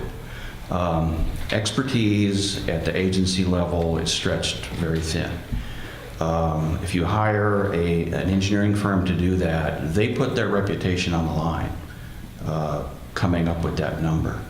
That also becomes a number that I get to look at as a member of the public. Quite frankly, when the calculations are done internally, politics can come into play. And believe me, there's a lot of pressure from companies to keep the bond as low as possible. And I've seen that happen. And I don't think agencies need to face that sort of pressure. So I'd be much more comfortable leaving it to an engineering company who has much more capability, quite frankly, than the agencies do. Let's let them put their reputation on the line for a number and then argue about that. And then finally, what does this thing cover? It covers, hopefully, reclamation, closure, and post-closure activities. But the way I like to describe all of those things are reasonably foreseeable circumstance. It does not cover a tailings dam failure.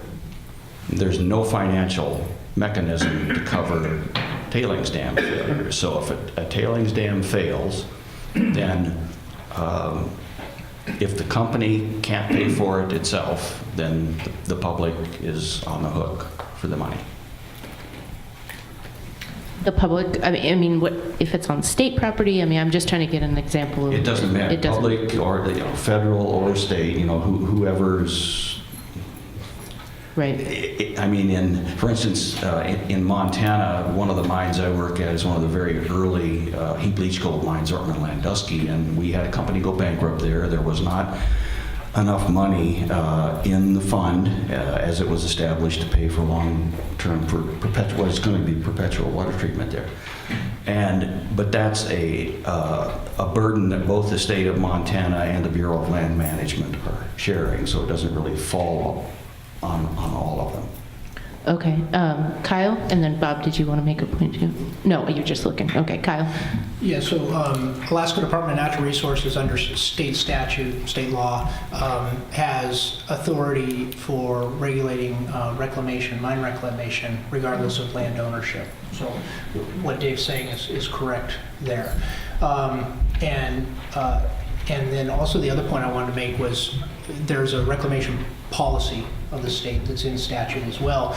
But just for this meeting today, I think it's important to say what reclamation is. Reclamation and restoration are two completely different concepts. Reclamation under state statute means, I'm paraphrasing here, but it means to stabilize the land conducive for future uses. So when you're talking about reclamation, you're talking about earthwork, regrading to a stable slope, seeding to stabilize against erosion, and then you're also considering what are the future possible or potential uses of that area and making sure that it's in a usable condition for those future uses. So that's reclamation in a nutshell. Okay, reclamation. And David, what you were saying about catastrophic, so bonding wouldn't cover that, or anybody on the panel. What about bankruptcy? You mentioned bankruptcy quickly. Yeah, bankruptcy should be taken care of by that reclamation and It closure should, bond. okay. In other words, at any point, there should be enough money available at any point in a mine's life to close it down, Okay. if the company has to walk. Okay. Also, I just want to point out that Yeah. in the reclamation, that your bond is not static. It's reviewed. The state has a cycle. The BLM has a cycle. They're reviewed. They're changed, modified, because they have to account for the CPI. Those kind of, the inflation. Sorry, they have to account for inflation. So, anyways, it does change. You know, you'll see some mines go from $3 million to $8 million in 1 year just because something's changed. They've modified the mine, so they do change. Also. Okay, that was a question too. If a mine expands, does the bond expand with it? Okay. And the bond will always be for the maximum authorized disturbance over that permit cycle, which is 5 years. Okay. Okay, complicated issue, but there was a lot of questions on that one. Guy, we haven't heard from you in a few. Maybe I'll throw this one at you because it's kind of esoteric a little, but philosophical. What would the perfect safe mine look like, and is it possible? Oh boy. I mean, it's a very, I know, but I thought I'd get you back in the game. Well, speaking in terms of large mines. Okay, large mines, yeah. Large mines. The perfect safe mine would be a mine that could operate sustainably, safely, protect all the values, add value to the community, create community stability, rather than divisiveness, not create a hierarchy of incomes within a community. It's obviously very difficult.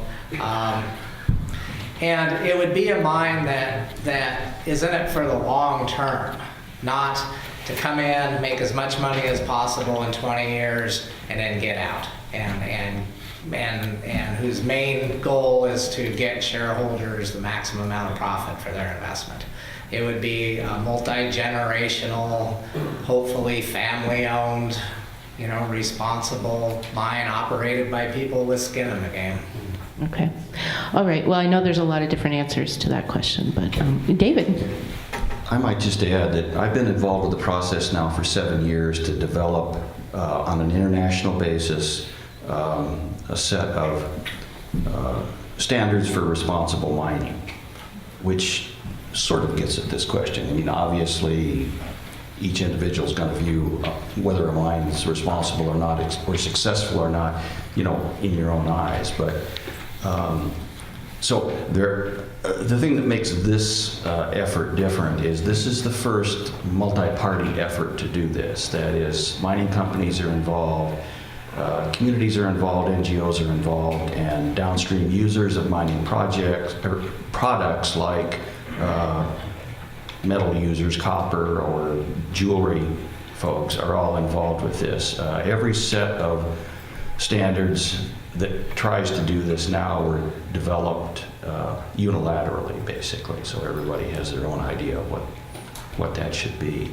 The risks for NGOs and communities are, well, now we've got a set of standards, and if a mine meets them, it's a good mine. And there's always going to be some people who say there is no such thing. So but that's a risk that these communities take. The risk for the mining community is, well, we've got this tough set of standards now to be certified under this process, kind of like the Forest Stewardship Council. Do we really want to spend the money it would take to come up to those standards? And the risk for the downstream users are that the previous two sets of parties don't come to agreement and they have pickets out on their front steps. So that's why they're interested in it. Okay, thank you. All right, interesting question. This one, I'm not sure if anybody can actually answer it, but I'm going to throw it out there because it's very local, is what I'm trying to get at, is what impact or influence does the application for Tier 3 classification of the Chilkat River have on how you would evaluate, or how a permit application would be evaluated, and the classification if granted? So I believe the Chilkat Indian Village recently applied, or is recommending that the Chilkat be classified Tier 3. Is that wild? And Outstanding natural. outstanding natural resource water, I believe, if anybody, okay. So they've made that recommendation, the Indian Village, and I'm just, this question is wondering what effect would that classification have? Does anybody know? Or, oh, Guy, okay. I'll take a crack at it. Okay. So, kind of under the Federal Clean Water Act, there's 3 classifications of water bodies for most states. Some states have 4. You have a Tier 1 water body that is already impaired by, it could be just a single pollutant, and it'll be put under restrictions, discharge limitations for that pollutant. By impaired, what I mean is it doesn't meet the criteria for the designated use. If the designated use is drinking water, aquatic life, agricultural water, there's a certain set of numeric, generally, and sometimes narrative criteria. Like a numeric criteria would be 3.4 parts per billion of copper. A narrative criteria would be an oily sheen. Can't have those things. The next segment of water is considered a Tier 2 water body, and that's a water body where the quality in the water is much higher than what is needed to designate those uses. It's way above the criteria. It's better water. Those are the waters that are generally subject to degradation. So basically you have what's called an assimilative capacity. You have a capacity within that water body to absorb those pollutants to a certain point before they get to the criteria or below the criteria. So for most discharges, they're allowed only in a Tier 2 or a high quality water. Under anti-degradation, which the state adopted some 29 years ago, there's a Tier 3 water body, which is an outstanding national resource water. That is a water body, and the state, let me back up, the state has not set guidelines or criteria or a mechanism yet for determining Tier 3 water bodies. And actually don't even have a real mechanism for determining Tier 2 water bodies. They look around, and if it's not an impaired water body, they assume that it's a Tier 2 water body. Anyways, and a Tier 3 water body is a water body of such outstanding qualities, and it doesn't have to even be water quality. It could be fish and wildlife, habitat qualities, medicinal plant qualities, as New Mexico's is, other things like that. And if it is designated as such, whether it's an administrative process through DEC, DNR, or it's a legislative process, we don't know yet, there can be no degradation to that water body. Does that mean there can be no discharge to it? No, not necessarily.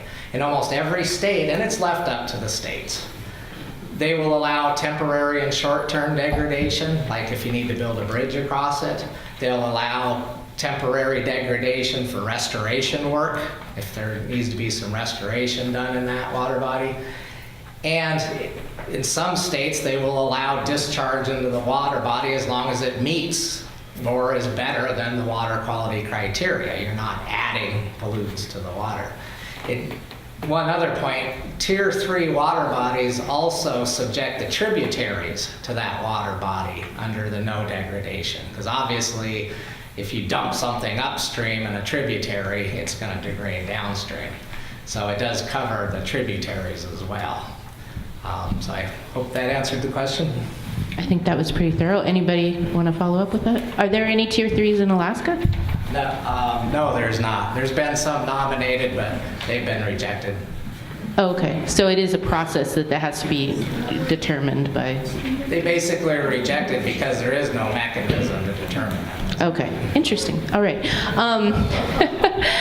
Margaret? Yes, go ahead, Kyle. I was just Sorry. going to say, the Alaska Department of Environmental Conservation has a pretty good website on anti-degradation and the process and where it's at for the Tier 3 designation regulations. So that went through public comment last year, and the agency is still working on finalizing the regulations in that process. And they've got a great website. I have it here. If anyone's interested, just ask me afterwards. It's a workshop. Okay, great. Okay, oh, Guy? DEC is going to put on a workshop up in Anchorage sometime in May. There's one in Juneau as well. Oh, okay, is it? All right. And they're going to go over the comments they received for the first draft and where they go from here. Okay, thank you. There were also many questions kind of referring to Mount Poly. I think David touched on Mount Poly, so maybe he can answer some of these. First of all, has Alaska considered, or is the state in the process of making any changes I'm sorry, let me word that better. Does the state of Alaska's safety regulations currently meet the criteria the expert panel recommended from the Mount Poly disaster? Or are any of them similar? I just know David talked about those recommendations, so I didn't know if you wanted that, or Kyle, you want to take another one? So, Mount Poly, unacceptable. All right, so we should all start from a point of agreement there that mining should result in that outcome. To that end, we have the first report from one of 3 investigations of that dam failure, that event. That came out last week of January. The state's reviewing that report. Seems to be a really well done, highly qualified authors of that report. So we're reviewing that. The state of Alaska Department of Natural Resources is reviewing that. Many of you may have heard the Lieutenant Governor's announcement that he's established a working group, a cabinet level working group on transboundary to discuss transboundary issues. The Mount Poly report is one of the things that working group is reviewing. There's 2 more investigations though that are ongoing, and so all the information isn't available yet. And so those investigations, the first one was engineering based. What were the engineering causes of it? And I think Dr. Chambers did a fine job of reviewing those in his presentation. What the other investigations are is more of the people aspect of it. You know, what led to the failure, what actions led to the failure, and I think what's going to come out of at least one of those reports is who are the responsible parties. So we haven't yet had that information, but we're reviewing the report that is out publicly. If anything would happen from, go ahead, David, let me go first. So in terms of the panel's recommendations, they're, I think, fairly clear, although they were aimed at specifically at British Columbia, especially with the regulatory recommendations. They're easily transferable to almost every jurisdiction. I've had some conversations with the DNR at a fairly high level. I've encouraged them, what I encouraged them to do was commission their own comparison, independent of the department, as to how Alaska dam safety regulations stack up against the recommendations from the Mount Poly panel. I think some changes are needed. The preliminary feedback that I had from DNR was that they weren't, but again, this is all preliminary, as Kyle has said. So I think some are called for, things like independent panels, not having factors of safety go below 1.5, things which aren't in regs right at the moment. So, Okay. And if any changes were to come up, oh, I'm sorry, Bob. Can I ask this question first? If any changes were to come about, would they be on a policy level? Would they be on a statutory level? Would they be both? Like where, at what level and by who would those changes come about? Voters, policymakers, or lawmakers? I think a number of them would just be straight regulatory changes, requiring certain things that aren't required now, like independent review panels and some hard numbers in terms of factors of safety to meet, earthquake considerations for large dams. But there are also some policy considerations that need to be carefully thought through. For example, one of the things the panel clearly says is that tailings should not depend upon independent structures for their structural integrity, which is basically saying they don't trust tailings dams in perpetuity. They think that tailings ought to be, and they say this specifically, drained, dewatered, and compacted, and therefore have their own inherent structural integrity. That's probably not realistic in today's economic environment. It's a goal that the panel says is necessary in order to achieve zero failures. The only way to achieve zero failures in tailings dams is to have zero tailings dams. So, again, I'd mentioned earlier during the presentation, no wet closures, even if that means more water treatment, but these other things they've added on top of that. And how those get implemented are tricky. They're going to involve some policy determinations. But I think the key thing is that that people not shop amongst the recommendations and take the ones that they want and not take the ones they don't want. Okay. Bob, did you have something you want to add? I think it's going to be an evolution. I don't think there's going to be a change. There may be a change, but I think it will be an evolution. And I think some of the things that one of the things that you may have left out of your tailings was all of the tailings dam at Mount Poly was built on native ground. I mean, they cleared it, but it was built on native ground. And all of our dams in Alaska are keyed into bedrock. That is, they go all the way down to bedrock. Going down to bedrock makes it somewhat safer, but it doesn't solve all the problems. There are certainly some examples of bedrock failures as well. But I don't know about of the three you put up there, Mount Poly and Los Frailes, that was also a native ground. I don't know about the one in South Africa. In general, I would mostly recommend going to bedrock, but again, that depends on where you are, and it may not always be possible. I do think the other thing in Mount Poly was there was a failure of getting the information first. The reason one of the reasons why they didn't capture the weak layer was they didn't do enough geotechnical work. So they didn't actually drill into it but twice. And they didn't really recognize it for what it was. And I think one of the long-term consequences will be a lot more geotechnical work for a lot more understanding. David? So there's, reading that report, for me, it's just fascinating. One of the things that the expert committee pointed out about Mount Poly was that there were 3 independent failure modes going on at the same time there.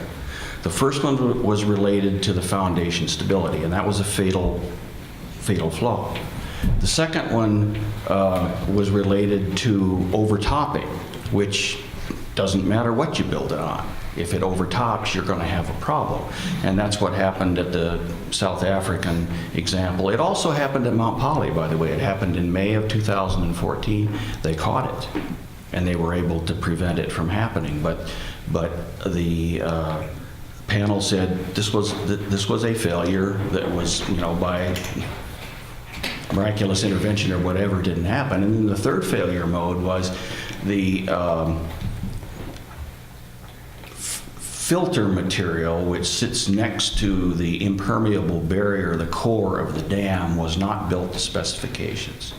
And as a result, it was allowing cavities to form in the filter material and in the core.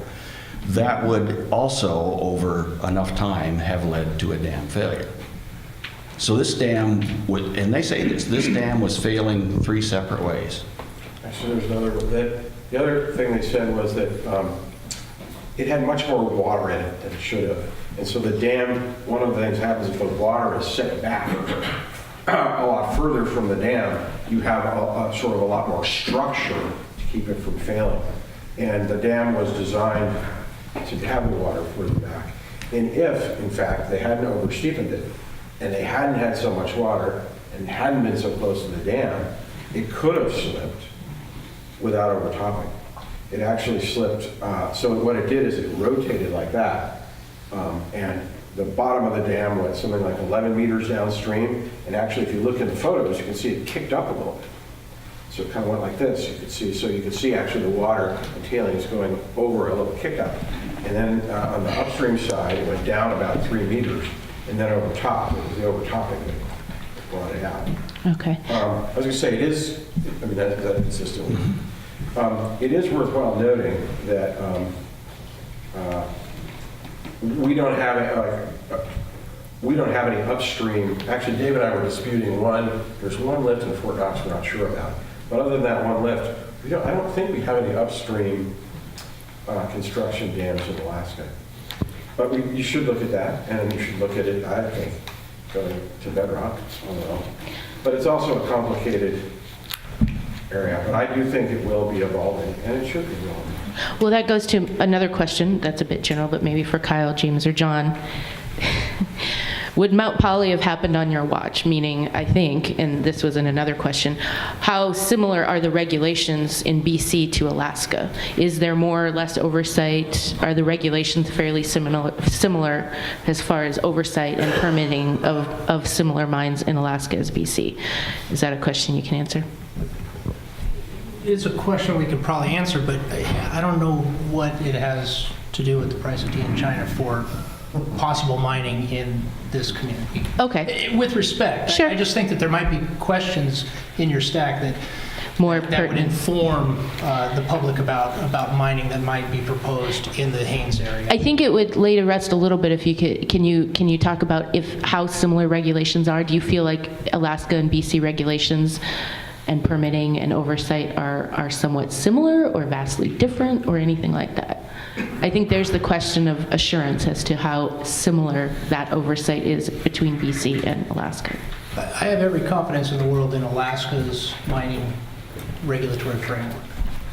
Okay. Anybody else want to tackle that one? And I don't know BC's regulatory process, and I know our process, and our regulations provide flexibility for doing things like independent reviews and studies and such. And through our NEPA process, we have that authority to exercise that as well. So, I mean, I can't answer the question if it would happen or not, but they have their regulations, we have ours. And I'm guessing there are some differences, but it's hard to predict that. But we do have a process, and it's open and available for the public to see how that process works. Understood. Bob? I think you can answer that both ways. That is, we don't have any dams in Alaska. We only have 4 tailings dams in Alaska. Can you do the microphone? We only have 4 tailings dams in Alaska, and none of them are upstream construction. None of them are like Mount Poly. So there's not a direct correlation with ours are keyed into bedrock. But that said, I don't think that the report said that the regulations or the personnel in British Columbia were particularly weak. Okay. So I do think that the fact that you had a tailings failure without particularly weak regulations, there was no you didn't inspect it correctly. That isn't what the report said. There weren't warning signs. So I do think there is going to be an evolution in the industry, and whether it happens immediately with what you were talking about with DNR or not, I think it will happen. And also, so I think you can answer that both ways. I also think it's important to remember that many underground mines don't have tailings dams, right? They don't have dredge stack instead. David? So I'd like to put my 2 cents in on this. I think there are definite differences in the regulations between BC and Alaska. I'm not as familiar with BC as I am with Alaska. But the weaknesses I see are, one, in both systems, there's too much discretion. We depend too much on individual regulators doing their job correctly and without enough hard guidance. I mean, that's what I see the report saying, and we need some more guidance out there. In terms of regulatory responsibility, I don't agree with the panel on that. I think there is fault with the regulators, and that goes back to this water situation, if nothing else. I mean, first of all, the regulations in BC weren't strong enough to make sure that they had the data they needed. That's the kind of guidance that's needed. They were operating under the operational method, which allowed them to go to a factor of safety that was way too close. And that shouldn't have been permitted. And then they had been fighting the water level at this dam for well over a year. And to the operators' defense, they were trying to get a discharge permit, but had been unable to get one from the regulatory agency. So, but the regulators knew that, just if for no other reason theoretically, that allowing the dam to fill up this high could exacerbate a problem. And as Bob explained, it didn't cause the problem, but once the problem happened, it made it a whole lot worse. Okay. All right, so we'll move on from Mount Poly. Just letting you know, there were a lot of questions and concerns about those. Getting back more local, like Kyle mentioned, there was a question. Besides just public comment and public comment throughout the steps in the process, what can local governments or local entities, I think including like Chilkat Indian Village, Haynesboro, or just local governments, what kind of local regulations exist? Or are there other communities in the state that have more local regulations? Like you go from BLM to state, does it drive down any more local than that when you're coming to regulations in the permitting process for approval?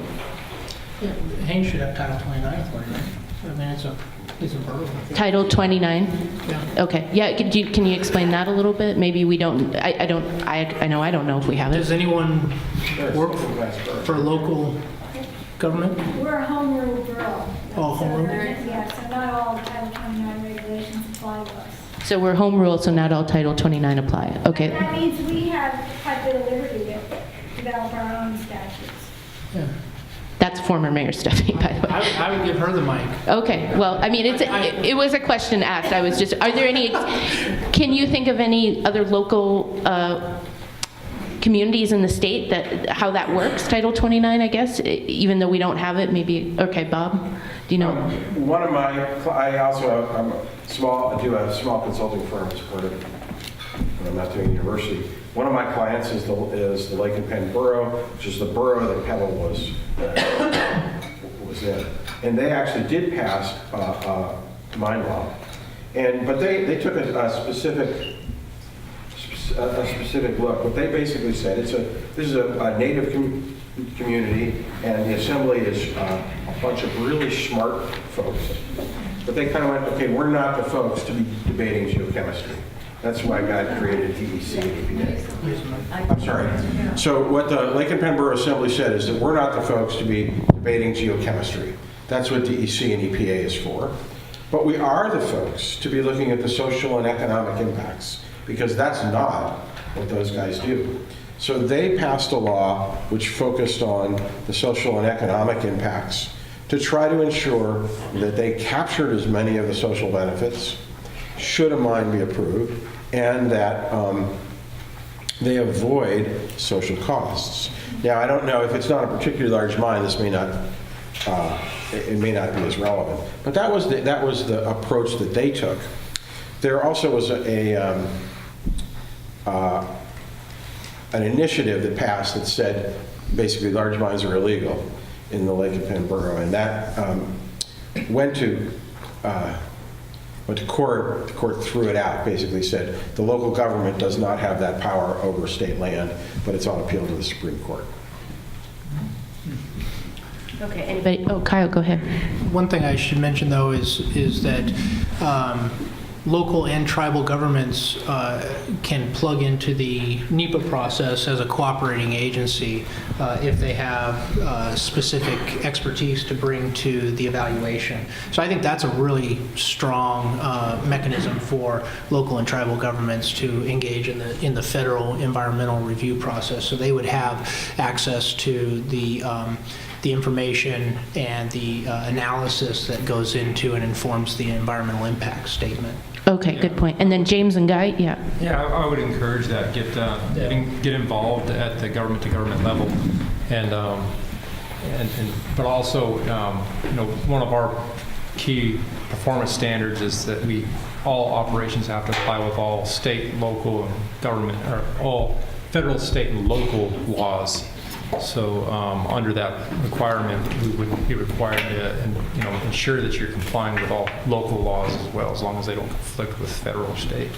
Okay, and Guy? Yep, and just real quickly, Yakutat has a mining ordinance. Juneau has a mining ordinance that's been through a couple of changes. And I'm pretty sure the city and borough of Haines has that power. But also outside of a mining ordinance, there's other things that mines will impact or could impact. So there's noise ordinances and there's traffic ordinances and things like that can be looked into. If there's an ore loading facility and it's making a lot of noise, you might have a nightly time limit on it. You have Planning and Zoning Commission. I kind of assume that probably has some inherent powers as well. Okay, anybody else on that question? Okay. Oh, go ahead, Kyle. For Kensington and Greens Creek, because they're in the Juneau borough, building permits is one thing that they oversee. So all the structures that get built out there, like the Housing. The what? The housing. Yeah, the housing and things like that all have to have borough or CBJ building permits, and they get inspected and stuff. Okay, thank you. I think we're going to finish up with one more question, and this was kind of another general question. Whoever wants a shot at this one. I think most of you mentioned that there is no mine in the Chilkat Valley right now, and there's no permit or plan for one just yet. We all know that there's one in exploration. But considering how far off any potential mine could be, is there any future technologies or differences in how a mine might operate far enough down the road that are kind of in consideration? Maybe this is a question for David, almost like, I know it's hard to predict new technologies or things like that, but anything new on the horizon that may come into play for a potential mine down the road in Alaska. Do you get? I was just kind of generalizing that question a little bit. So this is Dave Chambers. Two things that I see. One, I think if we do, and we are actually even before Mount Poly, moving more towards this dry stack and dry tailings disposal for other reasons, usually associated with backfill in mines for stability underground. But I think that does several things, and I think there's room there, for instance, to look at things like dry stacking and sealing, potentially acid generating material, and maybe conventional tailings disposal drained with the regular tailings. So that's one encouraging technique. And then there are a number of innovative things going on out there right now with liner designs. Greens Creek comes to mind, where their approach is not so much to deny water. It's hard to keep water out of anything anywhere really, but to try to limit the amount of oxygen, doing that with a clay layer. I really hope it works, but we have to see.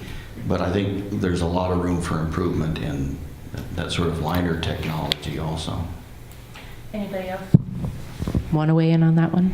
I guess I just want to say that as technology changes, the agencies and their permitting process aren't static either. We expect mining companies to submit plans that are consistent with new technologies that are coming out. I mean, it's right there. It's one of our performance standards. I think it's actually number 1 or number 2 of our performance standards that say that all mines must apply with, the performance standard. I'm kind of paraphrasing here, but it reaches to the fact that you're required to use what is, the current practices and standard for the industry. So as those things happen, who knows where we're going to be in 20 years from now? There might be an incredible chemistry invention that changes the dynamics. We don't know where we're going to be in 20 years. So. Okay, thank you. James, Bob? I guess I sort of agreeing with Dave that it's interesting to look back at where we've been and use that to forecast where we might be going.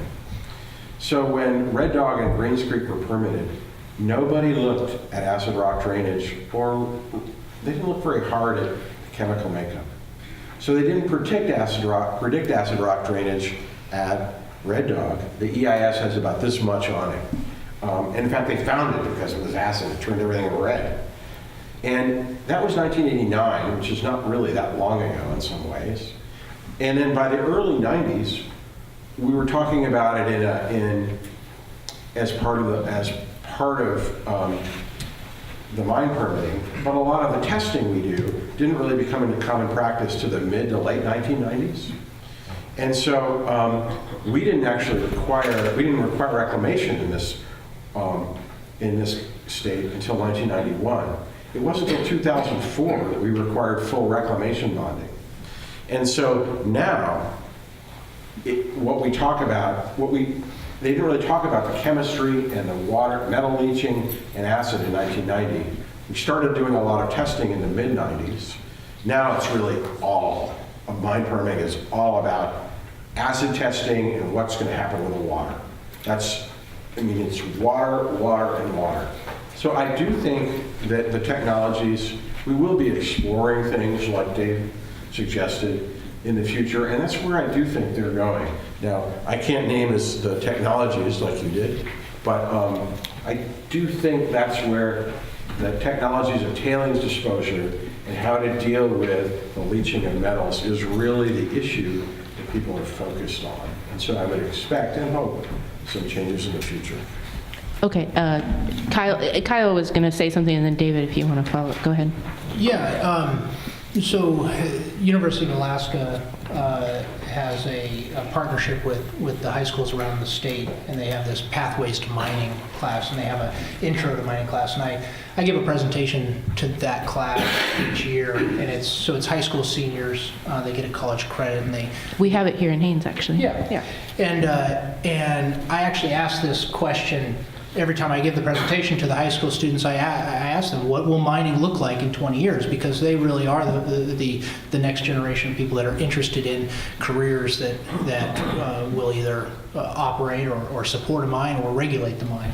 And a lot of those kids are in there looking to be geologists or fisheries biologists or some other ologist or operators. And my presentation to them is on why permitting should matter to you regardless of what job you have at a mine site, whether you're a cook or a large equipment operator or a biologist. And I find those kids to be very engaged. I find them to be very optimistic and inventive. And I really do think that Alaska really started its modern mining career in '89 with Red Dog and Greens Creek. And so now, 25 years later, we're still building capacity for Alaskans to regulate and to operate and to monitor our mines. And I think that's a real positive adaptation and building that capacity within the state to have all the people that can support and make a mining project responsible, have those folks be homegrown Alaskans. Okay. And David, you want to follow up one more comment? So after saying all these encouraging things about technology, I'd just like to emphasize that when considering permitting a mine or when designing a reclamation closure, you have to base those closure designs, mitigation measures, and the costs associated with that on present technology, because we can't count on these things happening in the future. We've got to base the risks on known technologies, because we can't do any better than that. Okay. Yes, Guy, I was going to give you an opportunity, and James or John, if you wanted any last comments after Guy. Yeah, I'd like to agree that the technology in some areas has moved forward very rapidly, especially in the area of water treatment. Getting those new technologies implemented through regulations and statutes can be difficult, though. Right now, the technical performance-based effluent limitations that the federal government sets, I believe, were established in 1978. And the levels that are allowed, to be discharged under these technologically based effluent limitations are many, many times the water quality criteria. And so the state will implement water quality based effluent limitations, and that often leads to just a mixing zone to dilute it out. There has been a move, and Greens Creek has gone this route, to what's called a performance-based effluent limitations, where the effluent limit coming out of the discharge pipe is gauged on the performance of that particular water treatment plant. Obviously, it has to be up and operating for some time to get that data.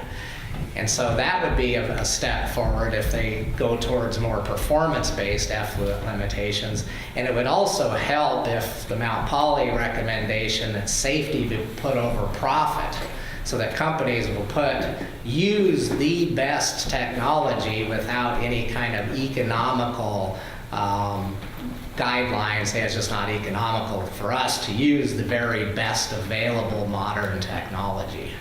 But until those two things are made, it's sometimes very difficult to get new, better performing technology actually out in the field and working. Okay, thank you, Guy. James or John, any final comment on that question? Okay, I think we're going to, go ahead, John. Do either of you gentlemen know when the first autoclave went into service? What's autoclave? An autoclave is a large, it's kind of a furnace that reduces the sulfides in the rock so that the gold and such can be extracted. Okay. And kind of mitigates the, part of it would be acid producing production. It eliminates acid in the tailings because it oxidizes the sulfur. It doesn't in the waste rock typically. Yeah. You don't put that through. But even that was a fairly substantial step forward, probably 20 years ago. They didn't do it for that reason. True. All right. Well, I think we're going to wrap up. It's been 3 hours, so thanks to everyone for hanging in there. I know we didn't get to all the questions. And if you had the survey, just a couple quick questions, it'll help talk Chinook or anybody in the community, any organization, if we decide to organize some more of these. Thanks for coming. Thanks to our presenters. We do it again tomorrow in Klukwan, starting at 10.